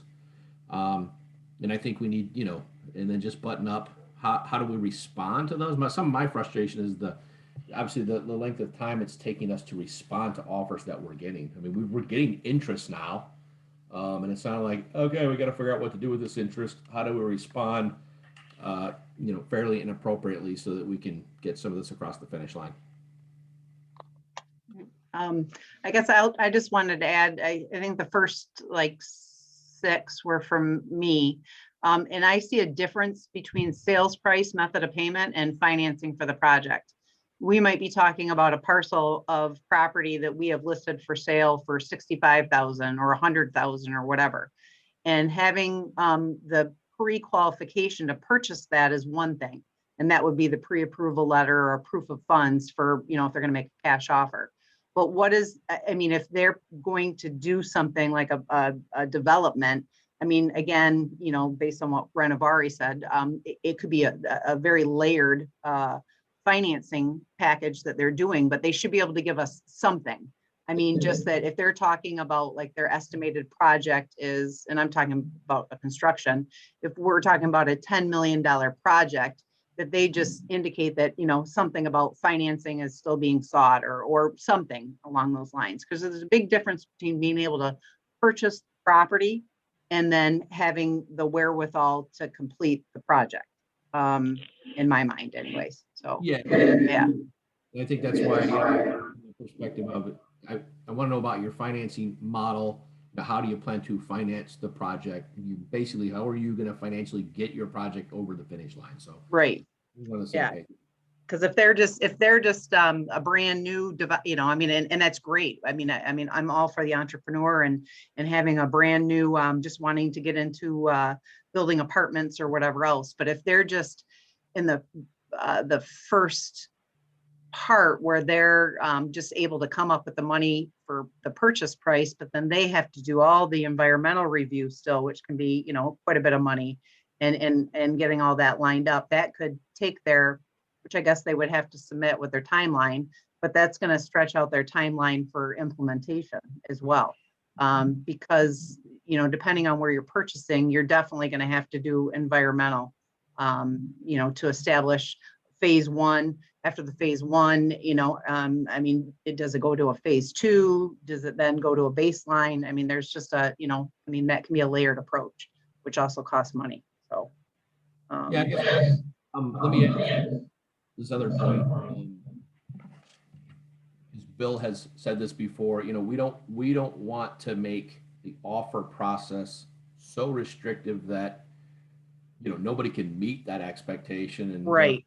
lose interest. And I agree with that. I think where the board should get to is what are the minimum items we need to know when you're submitting either an LOI or a purchase agreement. Like these, whether it's 3 items or 6 items, whatever it is, these boxes have to be checked.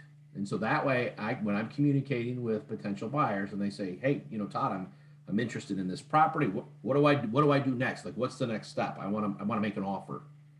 And great if I had crystal clear guidelines of, okay, you write me this letter or make this offer or this purchase agreement, and then I need these 3 or 4 items of information, and it's just like a checkbox, right? Hey, did they provide me a financial narrative that would give the board some expectation of, yes, this person can do this project? What's the narrative of the project? And I think that information should be somewhat basic and minimal. Right. To not discourage people from being interested, because once we get that information and the board then considers the project and the offer, you're going to have a lot more questions, but those questions are going to be driven by the entity, the offer, and the project. We can't, I don't want to write this 3-page submittal letter with all these check boxes to try to cover all of these possible scenarios. I think it should be basic. Yes, I would agree. And once they're in the queue, once they're in the process, then the board can come back with, okay, great, here's all the other questions that we now have about you specifically in your project. Mm-hmm. Well, and I think it wouldn't be what the problem I've had, I guess, so far is I don't think it's fair for somebody making an offer on our property to put themselves out there, and really we weren't given enough information in order to make a decision. So, because they just then put out with their idea, their whatever, their sales or their, the price they're willing to pay, everything. So if we had this more nailed down, these are the 6 things we need in order to even get under an LOI, so that we can, drill it down a little bit more to a more formal PA, then, it's just good business on our side too. It's not fair to the developer or interested party, because we're not giving a clear message. Well, if we keep it more basic at the time of the LOI or the offer, because let's face it, like we have a varying degree of properties and how important those properties are to the community. And, right. You're not going to hold every property to the same standard of scrutiny. So I think if we keep it basic up front, then that allows us to drill down deeper into the buyer and their project, based on which property we're talking about and what they plan on doing. Right, because obviously somebody that's looking to do retail isn't going to have any information on any of the housing and rental costs or anything. So, right. So those are my thoughts. Okay, other comments? Yeah, I do have a couple. I'm not sure. I'd like to think I misunderstood the discussion at the beginning on the topic of sales price, where it was being presented as the least we would accept. That doesn't make sense to me. It's like we're the seller, not the buyer.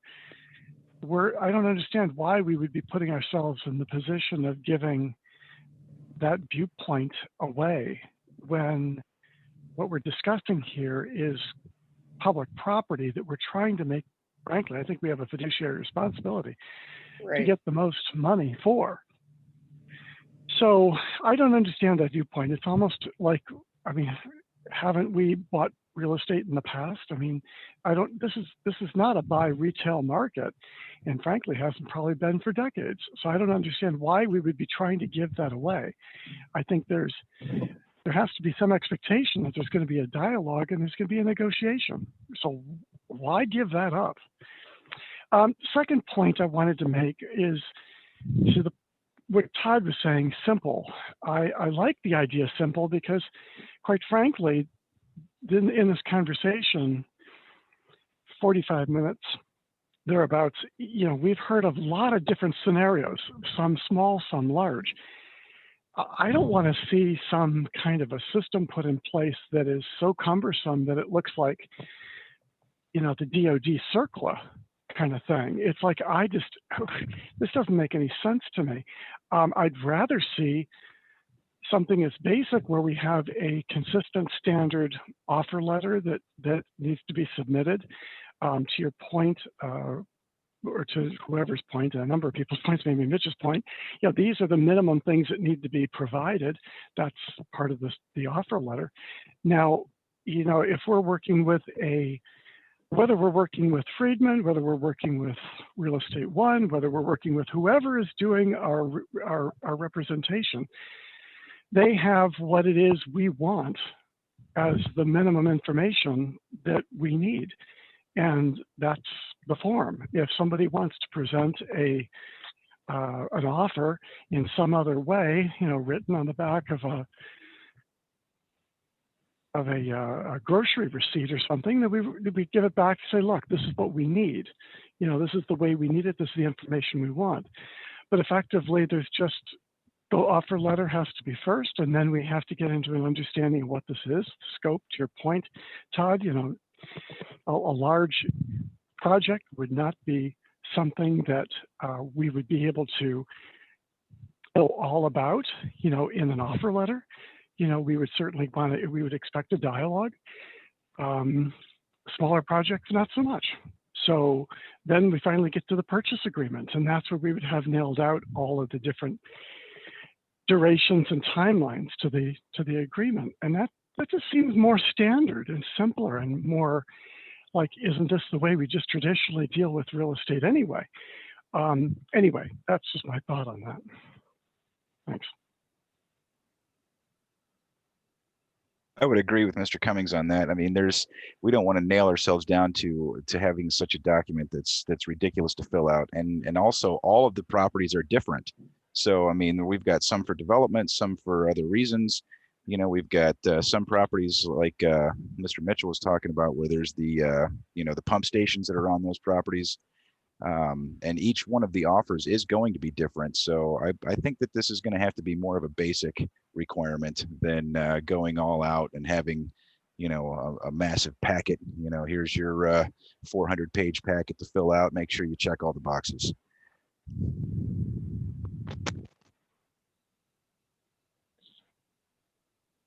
I'm in agreement with Jeremy and Tim. Those are good comments. And in your experience with being in real estate, is there some type of a smaller form that they use for commercial properties? Or are those the 6 points that you pointed out? Is that basically the same thing? Or have you seen anything like that in your years of actually dealing with real estate? Well, I don't honestly sell a lot of commercial properties. Nobody in our community does really specialize in commercial properties. But that being said, my office lists them. And I mean, we use our traditional PA form that we do for a residential property. But there's a difference between a PA and a letter, of interest. The PA has a lot more specifics on it, like we've talked about before. So if we're just talking about, a letter of interest and what needs to be in there, then in my mind, the top items kind of summarize that. You need a sales price. I mean, what they're offering. I guess, first of all, you have to have an established sale price, whatever it is that we have identified for sale, be it $100,000 or whatever. This is what the list price is, but then the sales price is what the person is offering. So you have a sales price, how they're proposing to pay for it.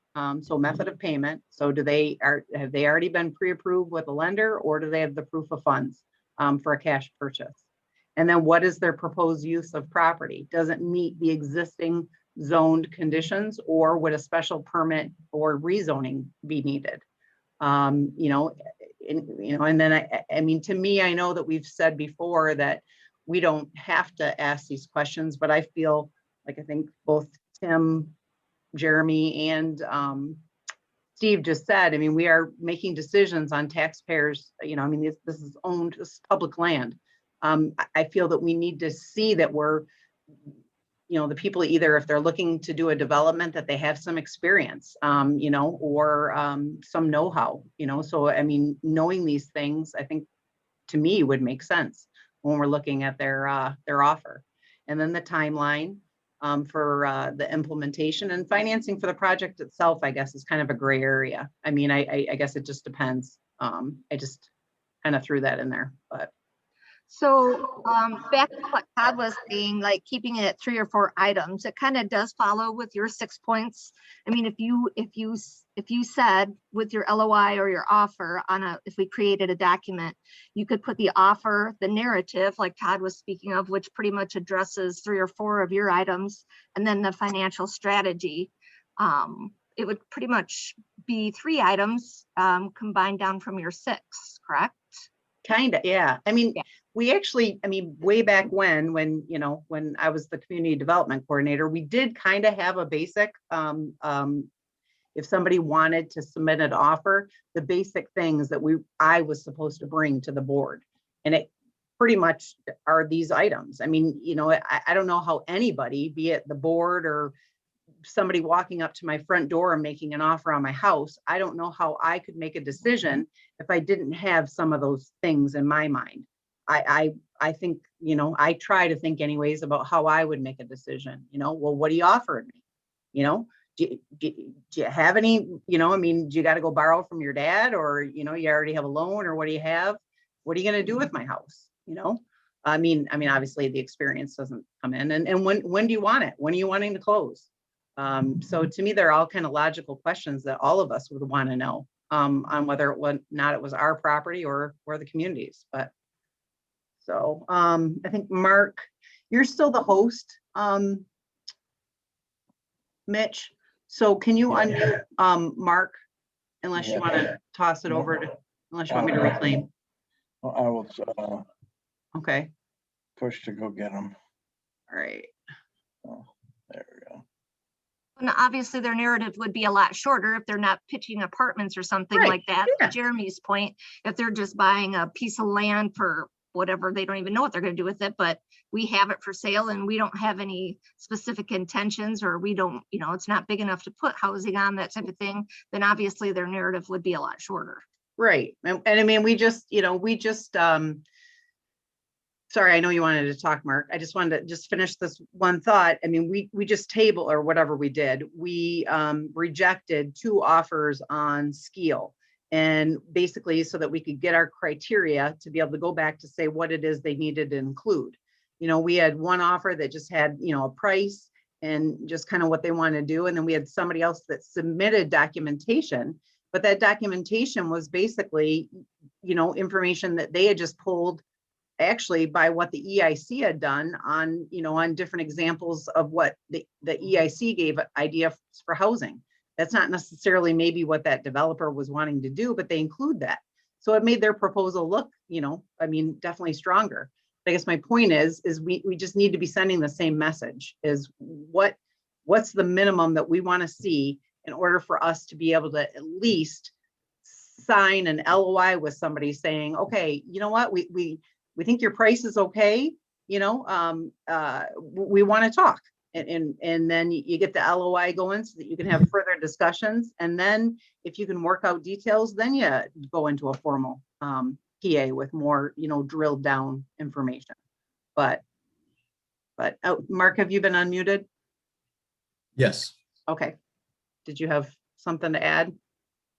Just a little bit, a couple comments here. I apologize. I haven't been talking much. I have a sick baby I'm trying to spare everybody the earful, so apologize. But I think everybody's kind of on the same page here, right? On the same track of just keep it simple, but make sure we get the amount of information that we need to be able to move forward with discussions, right? Because at the end of the day, what this ends up coming out to is a discussion with the potential buyer. So I'm on the same page as most everybody on this. There's a couple different things though that some of the other members have talked about here recently.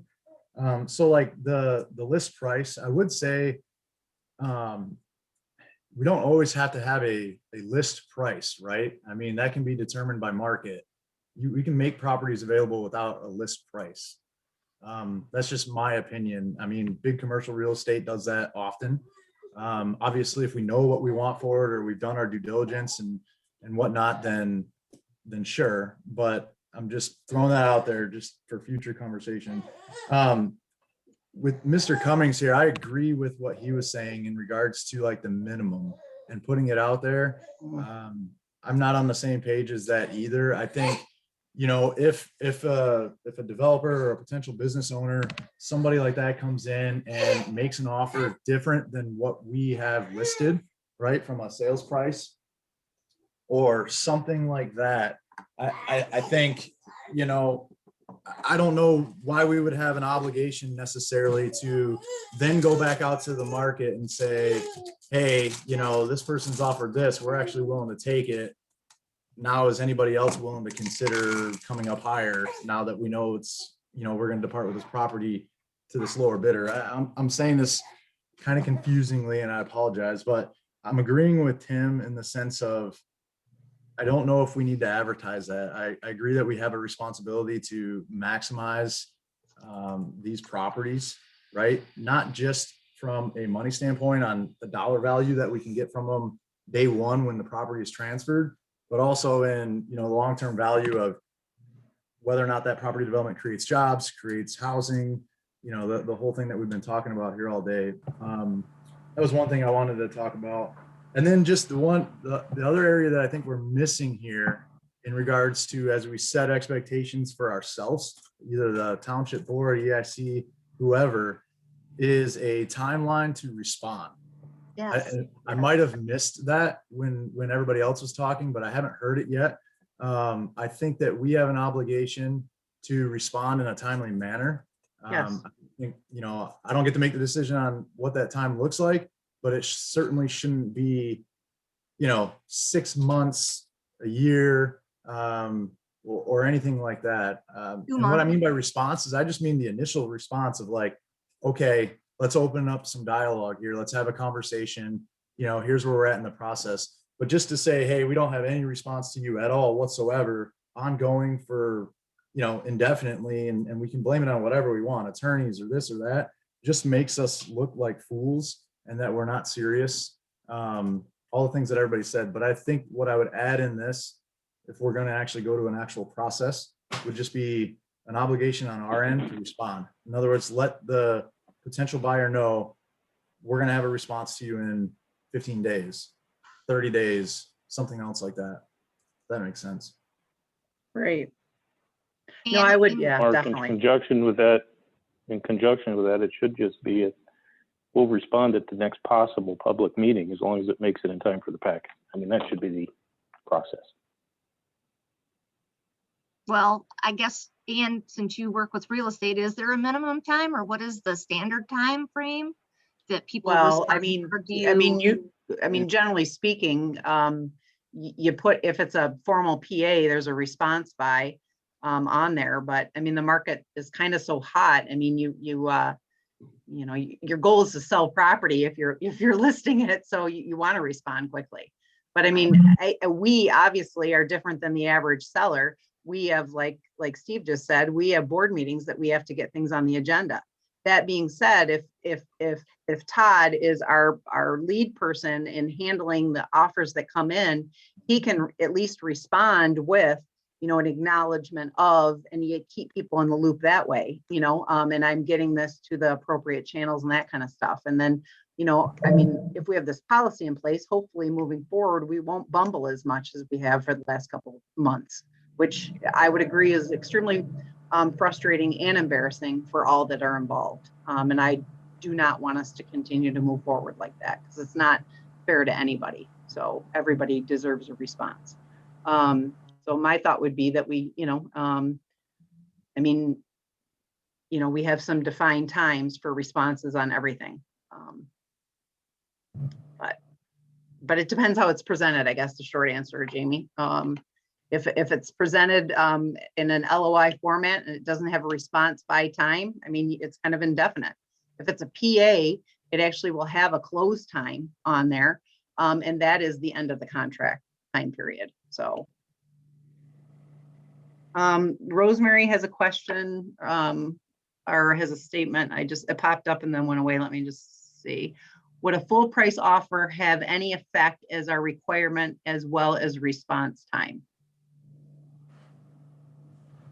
So, I mean, I'll just say from a real estate listing agreement standpoint, if you list a property for $1 and you get an offer for $1 with no contingencies whatsoever, if you do not accept that full price offer, you can be sued, by the buyer, and they can go after you. I mean, the listing agent can go after the seller for payment of commission. So, I mean, a full price offer without contingencies is, as long as it meets all requirements, whatever the end use is doesn't need a change in zoning or whatever else, that would, yeah. But I guess in answer to your question, will the full price offer have any effect as to the requirement as well as response time? I'm not sure if it really would have anything, to the response time. Unless we defined it that way, so. And that's the good thing about this, is that we can define our response time as what we want. We don't have to look at what a real estate agent might do because we're a township selling it. Right, and actually a real estate agent would be faster than a township. So I think the township might want to speed it up a little bit, so. And that goes with what Mr. Wusterbaut said about having it presented if in time to the board meetings. That way it can be on time and not look foolish. Okay. Right, at the next, yeah, that was, Steve said the next possible board meeting. Right, yep. I'd say that it should be on the next possible board meeting, as long as it's within the 7 to 10 day requirements of our policy. And so if somebody submits one today, it's not going to make it on Monday. If they submitted it, yesterday on Wednesday, even though the board packet wasn't complete yet, it's not going to be there on Monday. It's going to be the following meeting. But yeah, I think that's a great idea. And I was kind of hoping to see some examples of what other townships have adopted to this, for this purpose. And I don't know who's going. I mean, we were kind of kicking around what we're going to do here, but we don't really have who is going to be drawing this up. Or is this going to be for the EIC to decide and then ratify it and then bring it to the township board for approval? Or I mean, what are we doing on this? We're kicking it around, but yeah, I'd be willing to volunteer myself and the EIC to draft that potential process and the baseline information we'd like to see, and then bring it to the board for, hey, did we get it right? And you want to vote and approve it, or maybe we've got to go back and revise some things and we bring it back to you. Sounds good. I'd be happy to do that. Awesome. Okay. Yeah, I mean, we're getting on the 2-hour time period here. And I know that there's also I know, Todd, you wanted to mention the actual properties for sale and where we were at on that dialogue. Did you want to talk about that now?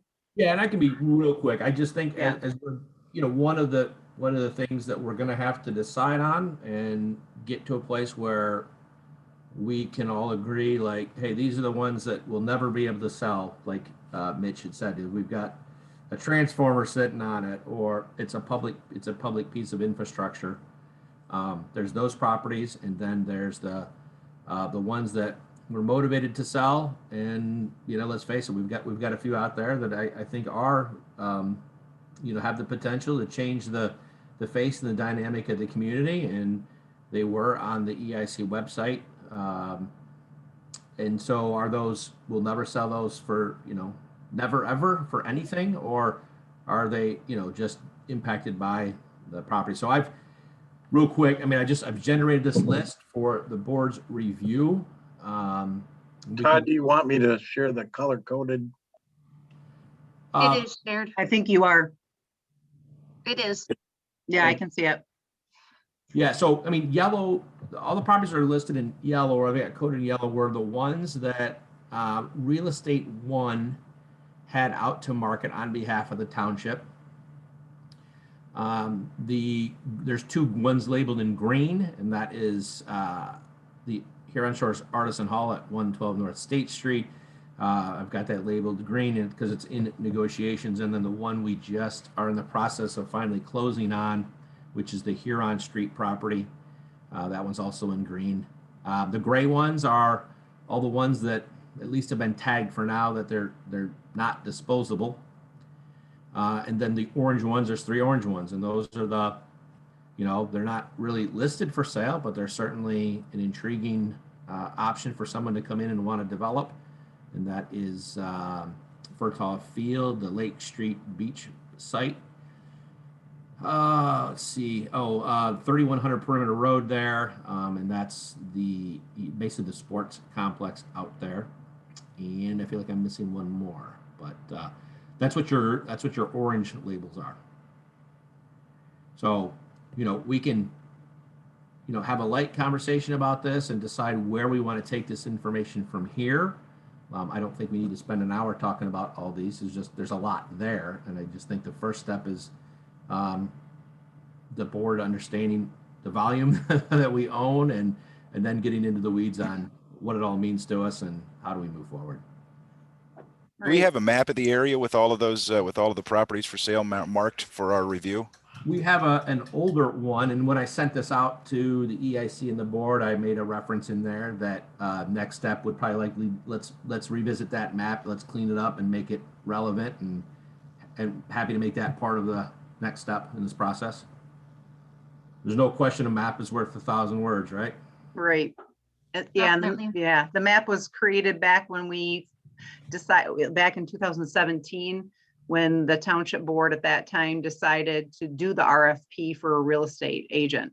We ran those reports, worked extensively with Nancy in assessing, and my office, and the former superintendent went through, did a lot of, due diligence, finding out, that this actually should have gone, this maybe belongs to the road commission, so on and so forth. We went through all that. So that map has got a bunch of stuff on there that probably isn't applicable anymore, but it was very helpful. I don't know if you remember Bill and Tim and Jamie, I guess, seeing that map when we were doing the RFP for the original real estate. Yeah, it was helpful because some of us didn't even, some people didn't even know where the properties were. So getting that map, I think, updated would be great. And to me, would make sense to be the next, drilling down on what we need to be considered a response, a basic material, and then actually have a list of our properties with where they are. obviously some of them are going to be easy. We're not going to need a map, but then, coming back and addressing each of them, I guess, to see where we're at. Todd, I had a question about the gray ones. Yep. I see some of them say that they are not for sale, but like the Veterans Park, but some say just non-disposable for now. Are they being used for a specific purpose, or we just have not identified them as something that anybody's interested in?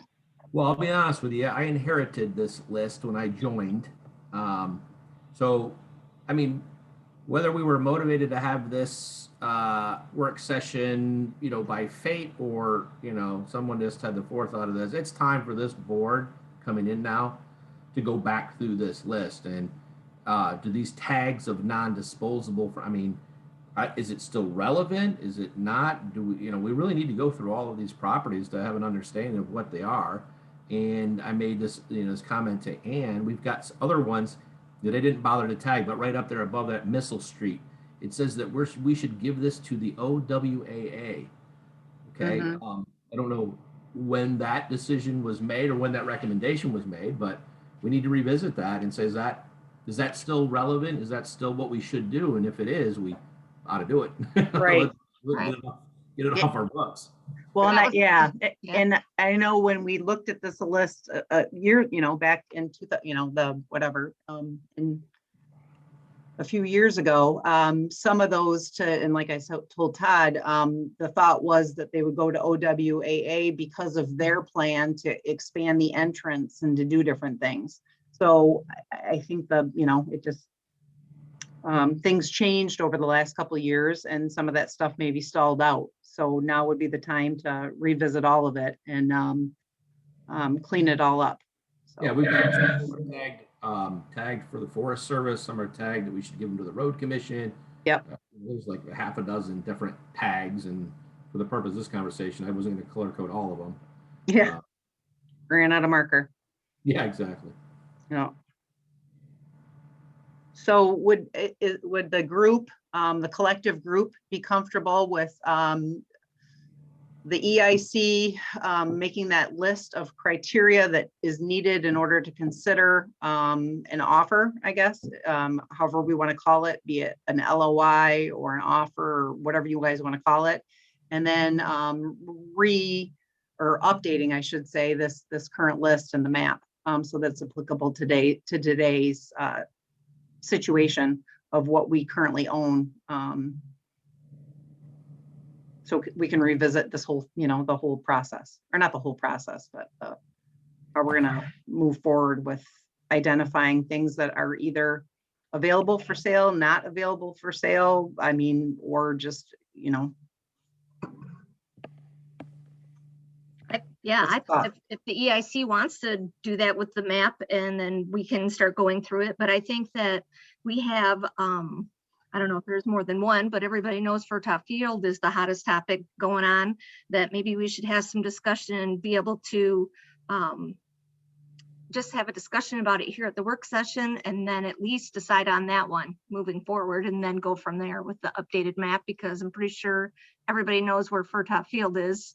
And everybody knows that this has been a contentious one, and different things have been happening. And I think that both the committee and the board and Todd all need to have direction and move forward with this once and for all for Fertile.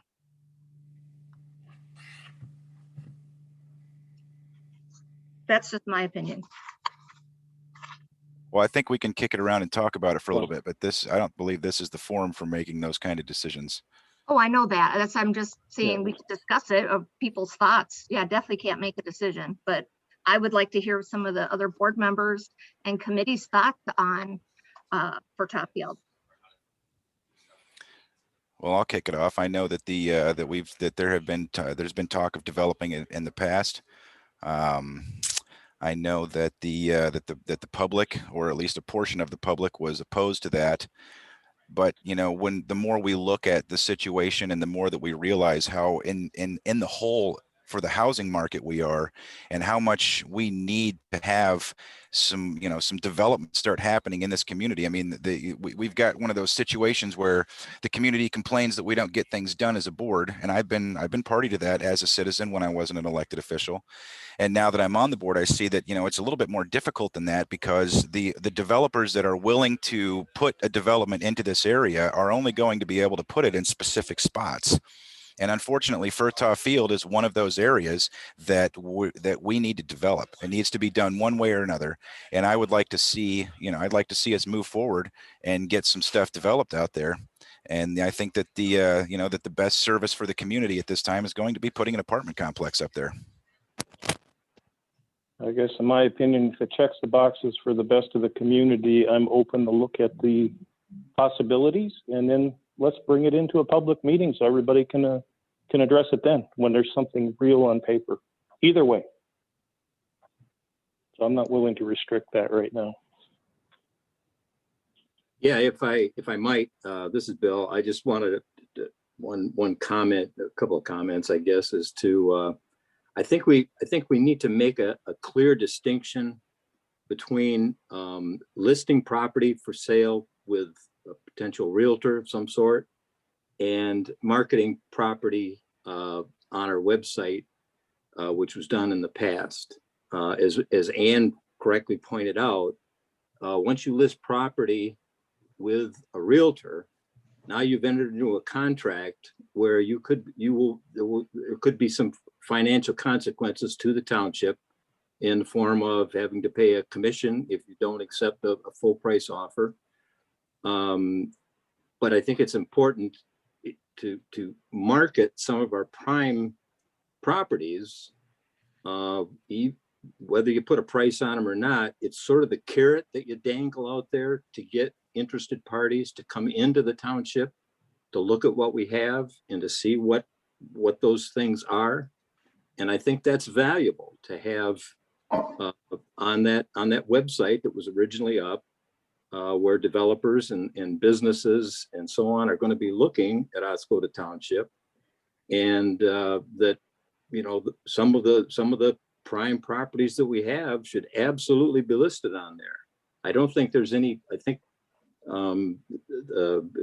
Jill and Shannon laid it out very well, that there's a process you have to go through, because I know virtually everybody in this town, anybody you want to talk to, would say we need to get some of these empty buildings filled up.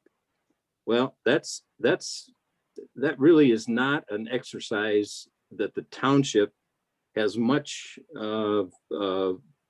ability to make that happen, other than to do what they were telling, is that you have to take the steps to get people, foot traffic in town, to where now you've got people in the downtown area that businesses can sell to. It's, you know, one has to come before the other. So, you know, we could put, you know, pictures of all the empty buildings in our downtown on our website, and I can virtually guarantee you wouldn't get any response from any developer, because they can virtually go to any town in the state and find empty buildings in downtown areas.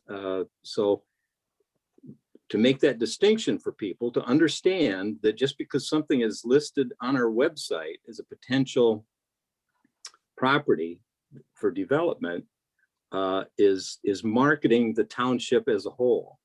And those are important to have on there. That's completely different than listing it with a realtor where you're committed to a price. And going back to some of the comments about the standards policy we want to put in for selling property, it would be a huge mistake to put what our minimum is, because then that would always be the bid you would get. Nobody would bother, you know, bidding higher if they know this is, you know, the minimum. That would always go that way. But in the past, what's happened is when we've had offers, we go into a closed session to discuss that offer and how we want to counter it. And one of the priorities has been housing, as everybody knows, the study that we paid to have done. Right now, without the spaceport, we have the ability to fill 260 housing units. That's what we need right now, without doing anything different. So housing is very important. And if we get offers to anything that has to do with township property that has to do with housing, that has to be a top priority for us, to make special considerations. But by the same token, we want to have a timeline, because to just sell a property to someone that says, yeah, I want to build some apartments here, and you don't have any timelines, you end up into years before anything is being done. So, you know, for things like that, a timeline is very important. I think it's important for the, you know, to have a basic understanding of what their finances are. and just some primary things like that to have in place. But I think those are things that the EIC can work out and come up with some things that can be put in the advertisement that we use, and can encourage some development here. Hey, Bill, just a clarification. You mentioned that anybody offering to purchase real estate was in, we discussed it in closed session. Per the Open Meeting Act, that is something that has to be done in a public meeting, an open meeting. Those cannot be discussed in closed session. I just want to make that clear to everybody. No, I don't think that's right, Steve, because if you're negotiating a price, you don't have to disclose that negotiation in a public forum. I've got a different opinion of the Michigan Opens Meeting Act. If it involves selling township property and we receive an offer on that property, it has to be an open meeting. We as a township can go into closed session to lease or purchase property, but not to sell. So I think that's definitely one for our new attorney, but that's my understanding from two other attorneys that I've discussed it with.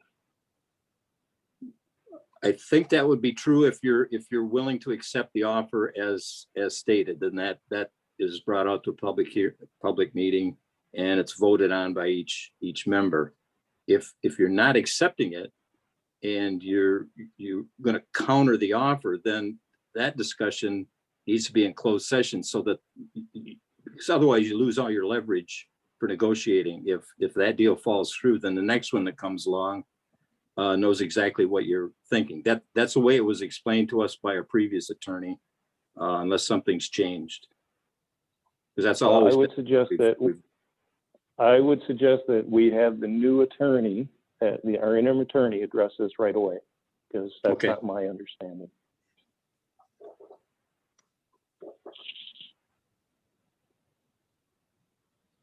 Okay. I know Rosemary had some comments in the, because sadly, I'm sorry, Rosemary, you can't speak at our meeting. I don't know why, but has everybody read the comments, in regard to that was her understanding that if Furtaw Field is ever sold, that the proceeds are shared with the school. So. If I remember right, there's a time limit on that. I don't know. I don't remember what it was, but I'm sure that if we go down that path, then those facts will be made apparent. Yes, correct. No, there is no time limit on that. The time limit is on the sign that we agreed to with the school for the sign that was put up at Township Hall. It was just for the sign. Yes. There's a time limit on that. But not for the purchase price of whatever Furtaw Field may go for. If it ever sold. Yeah. But yeah, I'm not sure. Well, I stand corrected. I don't want to speak either way because I haven't reviewed it. So I guess I'll just, which really doesn't matter anymore. The DDA is not, in place, but at one point in time, in the TIF plan, it always said, and even if you look at the Hyatt Palma plan that was before that was done back in 2007. I mean, Furtaw Field has always been, it's just never been committed one way or the other. The Furtaw Field in the DDA's plan, it just basically says this piece of land could be used for many ideas ranging from fun to commercial development or a combination of both. It is important to keep Furtaw Field as a critical anchor of Oscoda while looking at developing the property. Costs to develop this property are dependent upon the decisions concerning the ultimate use for the property as funds become available over the life of this plan. Should this become a priority or as investors warrant.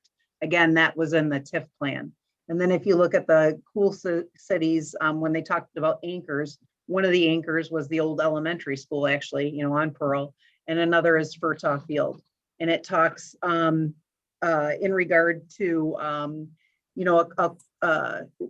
when the market allows, this property should be offered to the private sector for infill construction. Ideal uses for Furtaw Field are a cultural anchor to include a performing arts center, a branch library, a community building for meetings or winter recreational activities, a mixed-use building to include retail and office businesses in the first floor with apartments and or lodging facilities above. Again, these are by, planners, I guess. I'm not saying that, the township, and we did adopt that plan at one point in time, but I don't know. I mean, to me, this field I love the green space in the middle of the downtown. Do I think it should just be goose infested? No, but we actually did develop a plan. The previous township board did to bring it up a few notches and to offer some recreational opportunities. But maybe it could be a combination of both. I don't know. I don't want to speak one way or the other. I feel like Steve does that. I'm not sold one way or the other. I think that we need to, I apologize to the community for the misconception that we had it listed for sale, quote unquote. I think that we could have done a better job with that. I'm not putting any blame at all in regard to, how it was advertised or not advertised. But we're going to have differing opinions all the time on this subject, along with many other subjects in our community. And this 7-member board is going to have to, like Steve said, maybe listen to things and bring it to the public.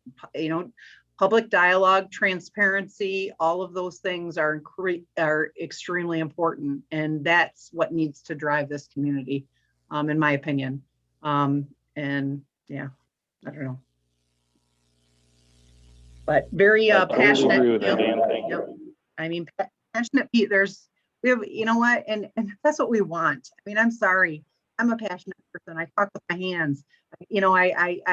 I love this community just like everybody else that got on this board does. We all maybe have differing opinions, but somehow we have to listen and even the people that, maybe just don't want it developed, listen to some opportunities, listen a little bit before you're so quick to judge, because none of us, I mean, I shouldn't speak for all 6 of you, but I know I lay awake at night when I read some of the stuff on Facebook, when I see the attacks, when I see the people that just instantly just go to the negativity, I lose sleep on it. And it causes stress. And I don't think any of us got into that for that. And we're not about backdoor deals or anything else. So I just think moving forward, we need to do a better job. And I apologize if we offended people by having the properties identified like we did on the website, because I don't think that was the message that we wanted to send, or I know I didn't want to. So anyways, I'm rambling. I haven't drank enough water in the last couple hours and I'm going to start rambling. So I'll just shut up now. To just add on that, this actually has been there since December. I know the December 7th EIC meeting, which Josh and Mitch were a part of, it was incorporated, the Furtaw Field, so it's not something that just popped up in the last week. It's actually been there for months without anybody saying anything. Well, just throwing that information out. And you know what, Dave, I don't know who, I mean, to me, this whole push seems a little backdoor deal to me to begin with, on the negativity part. Like all of a sudden, bam, this is like on Facebook as like, this is what's happening and whatever else. So I don't know where all that came from. I didn't know that the EIC, the new website went live. I maybe, missed it. Like I told Todd, missed it in the email. Believe it or not, we got a couple things going on right now. So, so I apologize for that, but we're definitely not trying to hide anything from the community. So no, we're not.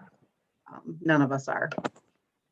Yeah, and I actually want to thank you very much for taking the time to go and speak to whoever it was that reached out from the Oscoda Press to try to set it straight. And your words on the subject right now, I completely agree. There's been no intention in this board or even the prior board on the subject of Furtaw Field to try to make anything less than transparent to the public. Yep. So. Anyways, well, I think we beat this one around a lot. Are we ready to wrap up, I guess? I mean, to me, we have some marching orders. If everybody else agrees, we have some marching orders in regard to some homework that the EIC has. I know,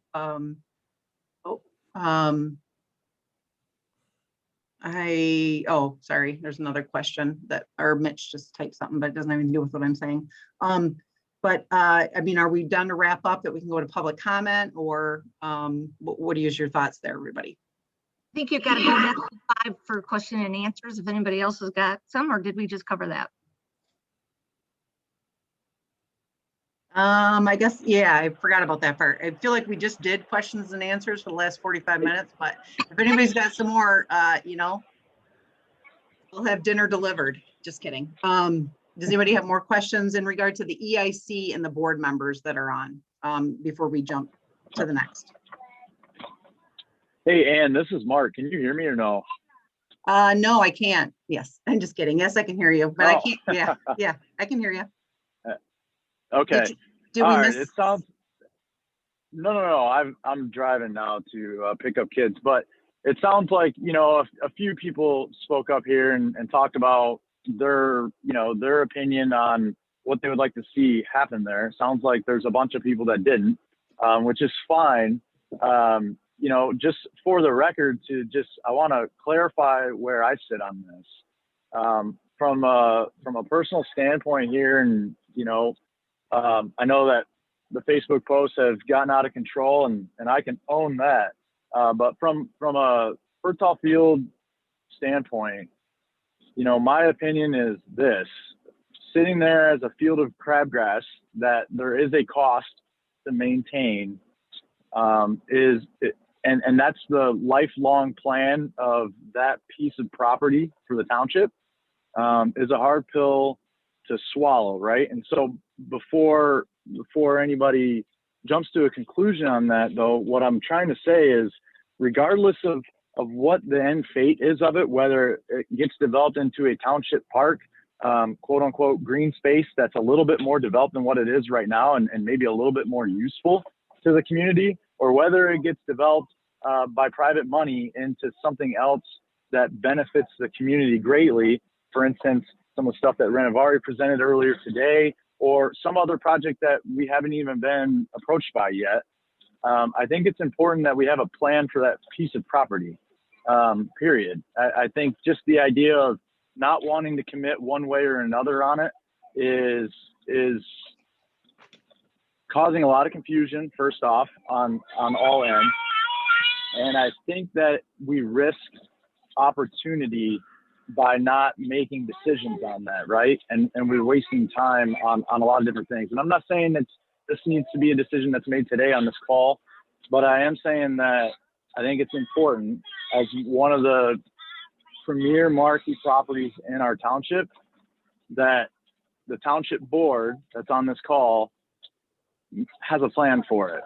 And it can't just be, we're going to kick the can down the road to the next township board or the one after that for somebody to make a decision. And that's really where I stand on that. And then I echo what you were saying in regards to the community in general, maybe opening their minds a little bit and kind of, you know, letting opportunity that may be presenting itself or will present itself, you know, in the future, and actually hearing it out. Unless we have a plan to use it in some other manner, I think it's important that everybody has an opportunity to hear about some of the projects that are being presented for a field, you know, for development in a spot like that, when we only have one spot like that, by the way, in the downtown, and then let the community make a real decision or have input on it, maybe, in regards to what their options really are, right? So far, a lot of the decisions on fertile field have been based around an alternative of having a township municipal building there, multi-use for a bunch of different departments, or just retaining it as is. Like that was kind of most of the options that have been discussed, right? that's not giving the community a full picture, kind of like what Renovari did today and everything else. And so I don't want to ramble either, but I think it's important that this board has a plan, and that's really my stance. And then the EIC's job from that point forward is to facilitate whatever that plan is, right? And so it starts with the township board making that decision, and no one else is going to make it for you. And it's a tough one, and I can certainly empathize as a born and raised lifelong resident of this community. I get the nostalgia, I get the emotional connection to that field. I get it, but there's a lot more to the story, and it's much more complicated. But no one can do anything until the township board makes a decision. That's kind of really what I would like to say about it. Okay, thanks, Mark. And I'll just say that I echo what you and Steve said. No sense in repeating it all. Okay, and Tim Cummings just got muted, so he asked me to unmute. I just gotta find him.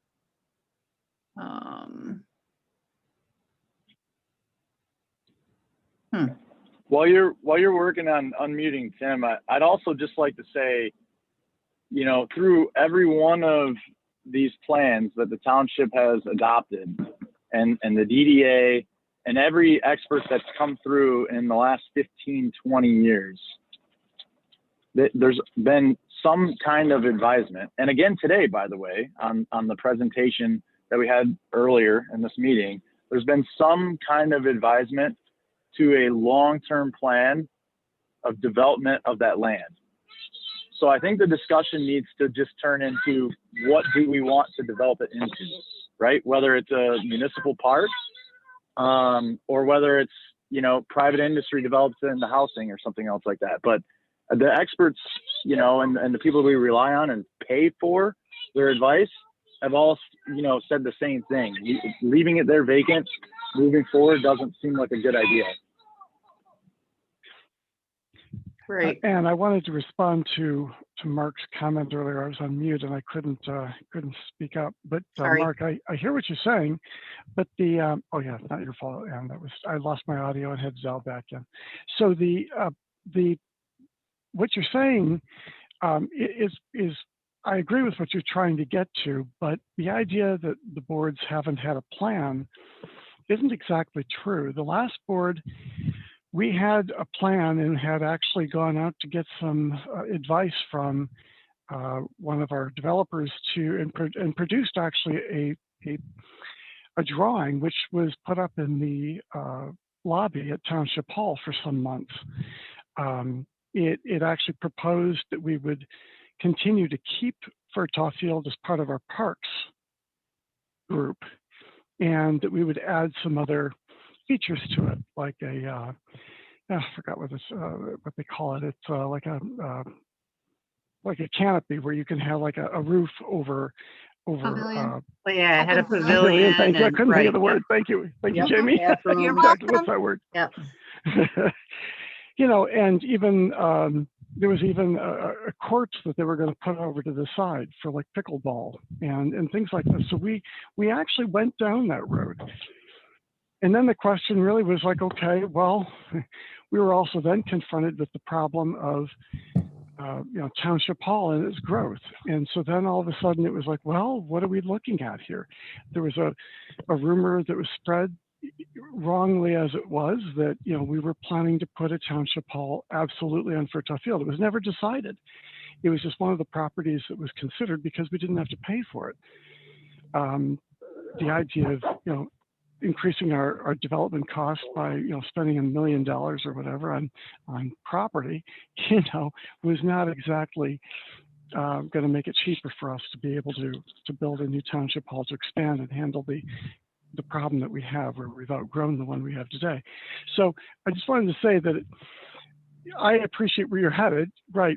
I agree with where you say that the EIC is trying to go and what we would do. But I would also say that it would appear that we have to kind of be willing to kind of move with the times, move with what is currently being presented to us. And right now we have a different board, a different opportunity, and whether we implement that park project and the plan that was presented to us some 3 years ago, I'm willing to consider a new idea. And if it means, putting up an apartment complex that provides other features for the community, like retail and let's not lose the Paul Bunyan statue. Let's not lose some of the features that make that property what it is. I think that's compelling. So I'm interested in listening. Thanks, Mark. Okay. So are we, thanks, Tim. And any other, I guess, number 5, I don't have the board. I don't have the agenda up on the screen right now, but we're on number 5, which is questions and answers. Have we kind of gotten through that? I think. Yes. Yay. Okay. Sorry. I'm kidding. Number 6 is consider need for follow-up and additional information.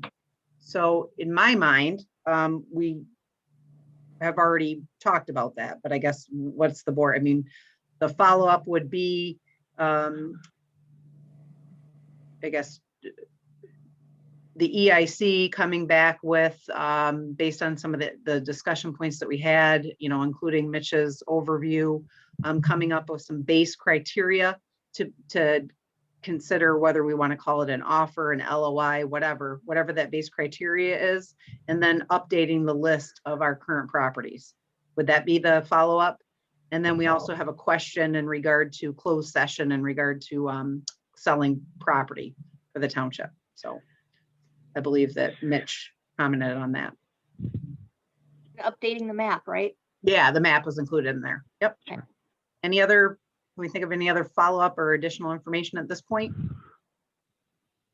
I think I'd like to ask a question and see if anybody else has the same idea. So with regard to this letter of intent, one of the things that's concerned me about how we've gotten to this point here today is that it seems that anyone can send anything in any form, and it's all considered a letter of intent. Some have a signature, some don't. Some say they've just got an interest. They say that they can, that they want to put down a number. What I'd be concerned about here is, given what, I guess back to the basic point of what is a letter of intent, and should it be more of a contract, more of a document than whether or not you provided 4 or 6 pieces of information? If we're really going to go to the point of actually reviewing the opportunity, shouldn't it have a little bit more bite? Why can't it be more of a contract? A letter of intent, in Michigan may not be like the ones that I've seen in California, for example. Could this be something drawn up by,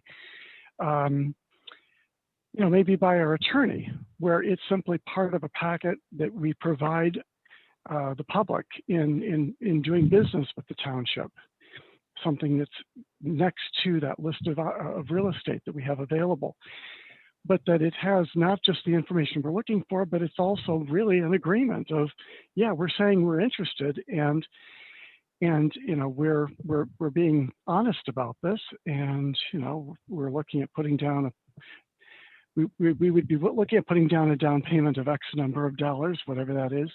It's kind of preliminary information to the purchase agreement. Kind of like, what are they willing to do? I don't know. I'm just talking this through at this point. I'm not sure I have the right answer either, but I feel formality should be there, because otherwise we risk the opportunity of bumping another tangible letter of interest for one that sounds like it's rosier than the one we have in hand, when maybe it isn't, because we don't know how to evaluate them.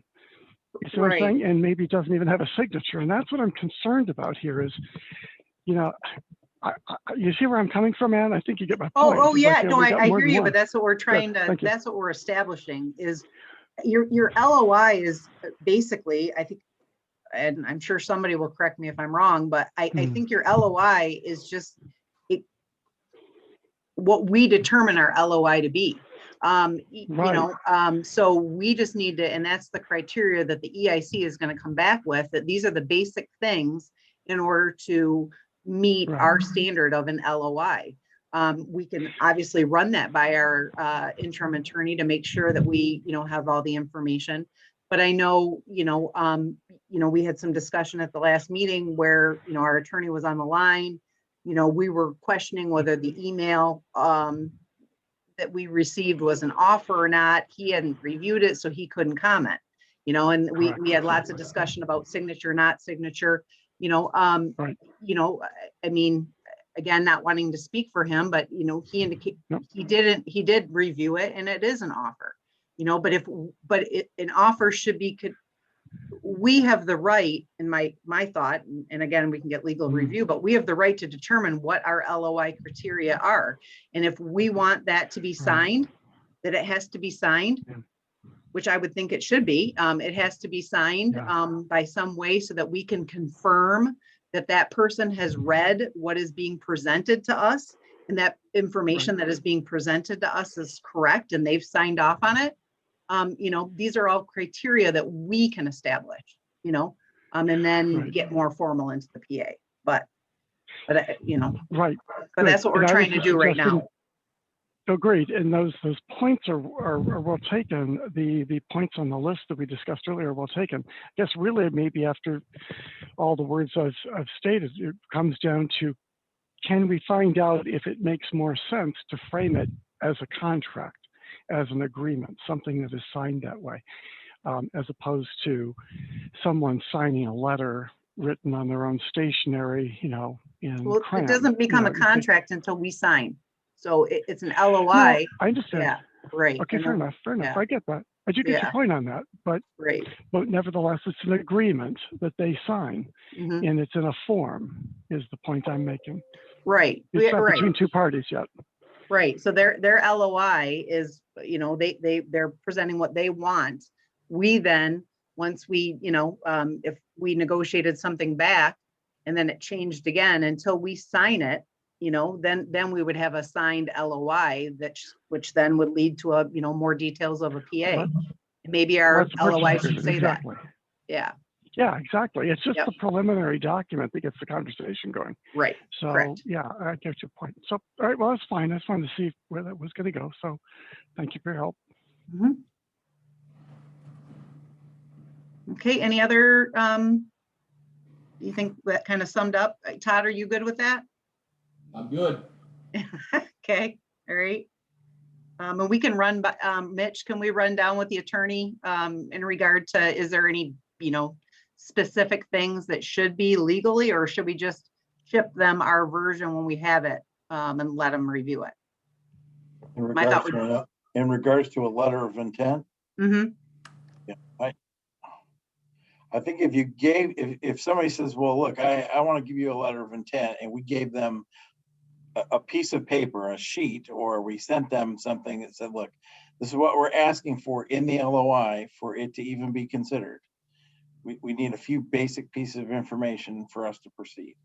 I don't think that's a tough thing. And obviously, yes, we would have that reviewed. Okay. I think the biggest thing is, at least I was at the point where I'm thinking, you know, are we as a township going to accept, you know, numbers on a napkin? I mean, no. It seemed like I'm like, because we don't have structure, anything was possible. So like, my goodness, you know, at least get something down so we have a few points to say, yes. Although that being said, we'll take a look at it. If you don't give it to us, we're not going to take a look at it. Thank you. Right. Although some of the best ideas are probably developed in a bar someplace on a napkin, just saying. But no, we're dealing with public. Yeah. I mean, we obviously need to have some criteria. So, okay, so we're good with that. So can we go on to number 7, public comment? Are we good with moving on to that, everybody? Yep. Sure. Thank you. Okay. All right. All right. So we are now at public comment component of the meeting. I think that you still have control, Mitch. I do not. I do not. No, you do not. Dang it. I can't use that excuse then.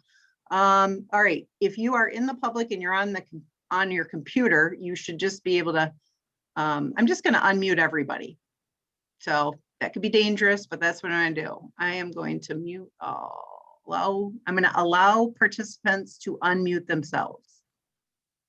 So that being said, if you are on a computer and you have a comment that you would like to make at this time, if you could please use the raised hand feature, so we can keep this orderly. We do have 28 participants, which I know a big chunk of that is the two boards, but we do have some other people. Is there anybody on, as far as I know, you're all unmuted, although I got lines there. You should be able to unmute yourself if you have a question. Let's just try this out. Kristen, Kelly, can you unmute yourself? Hello? Oh, you can. Yay, it worked. Okay. Thank Cool. you for responding. Of course. Okay. Did you have any questions? No, I'm good. Thank you. Okay, thanks. All right, anybody else? I don't see any raised hands. I don't hear anybody talking.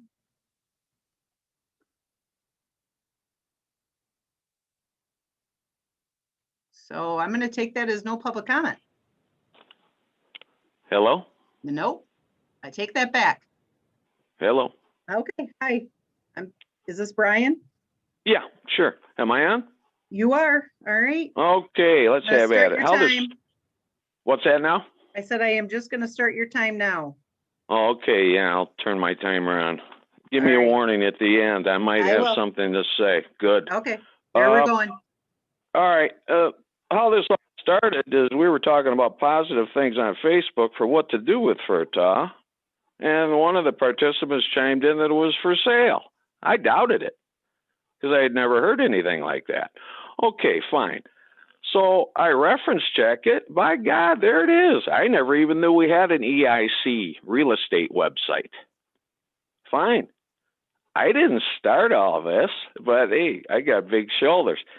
So when I ask who authorized that to Wygant, he still hasn't answered. So there's the problem.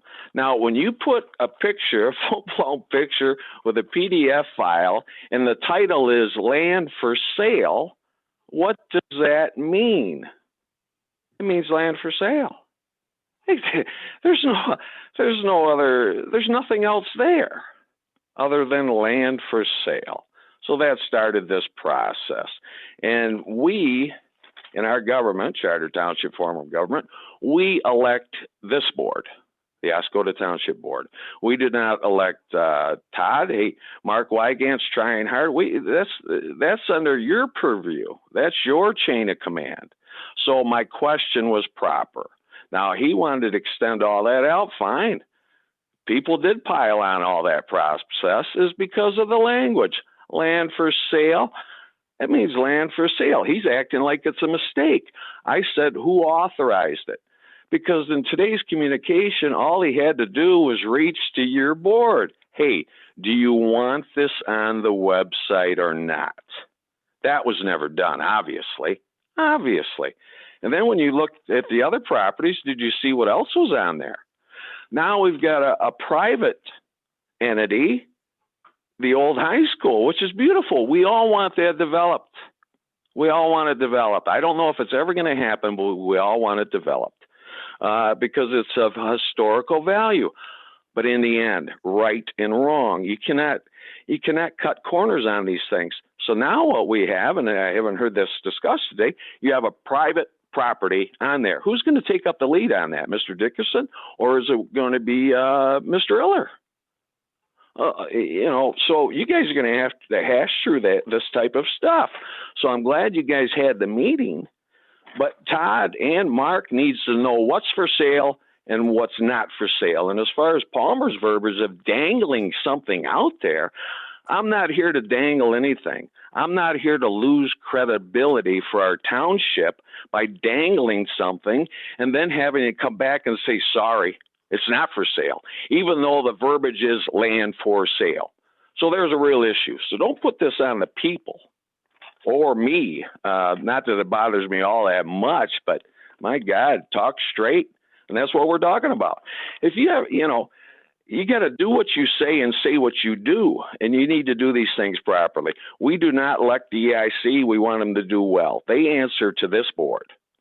Now, as far as FERTAW goes in general, if anyone wasn't, FERTAW was hardly brought up in this, but now we're to the point where we surveyed it last year, but oh, it's not for sale. Oh, you survey something and it's not for sale. Fine. Okay. You know, you're blowing smoke all over the place. So the worst case scenario is people have spoken on FERTAW. Now, if we need to speak again, fine. But I think, you know, and I hate to say this to you, this is not a threat, but this is reality in life. It's time to go on the offensive for the people. And I think you know what that means. If we have to recall people, then that's what we'll do. I know some say, even Mark's saying he's a volunteer. I didn't make you go do that. I didn't make anyone get on this board. You wanted to be on the board, fine. There All comes right, responsibilities sorry. with it. That's your time. Thank you, Brian. I appreciate All your right, input. thank you. And there's a lot more to say too. Yeah, okay? well, okay. All right. Yeah, let's get the procedures straight. Thank Yep, you. Thank you. Mhm. All right, bye-bye. Bye. Okay, any other public comment?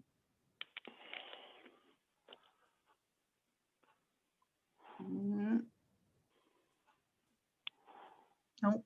All right, well, I think that wraps it up then. We will adjourn if everybody's good with that. Yep. Good. Thank you.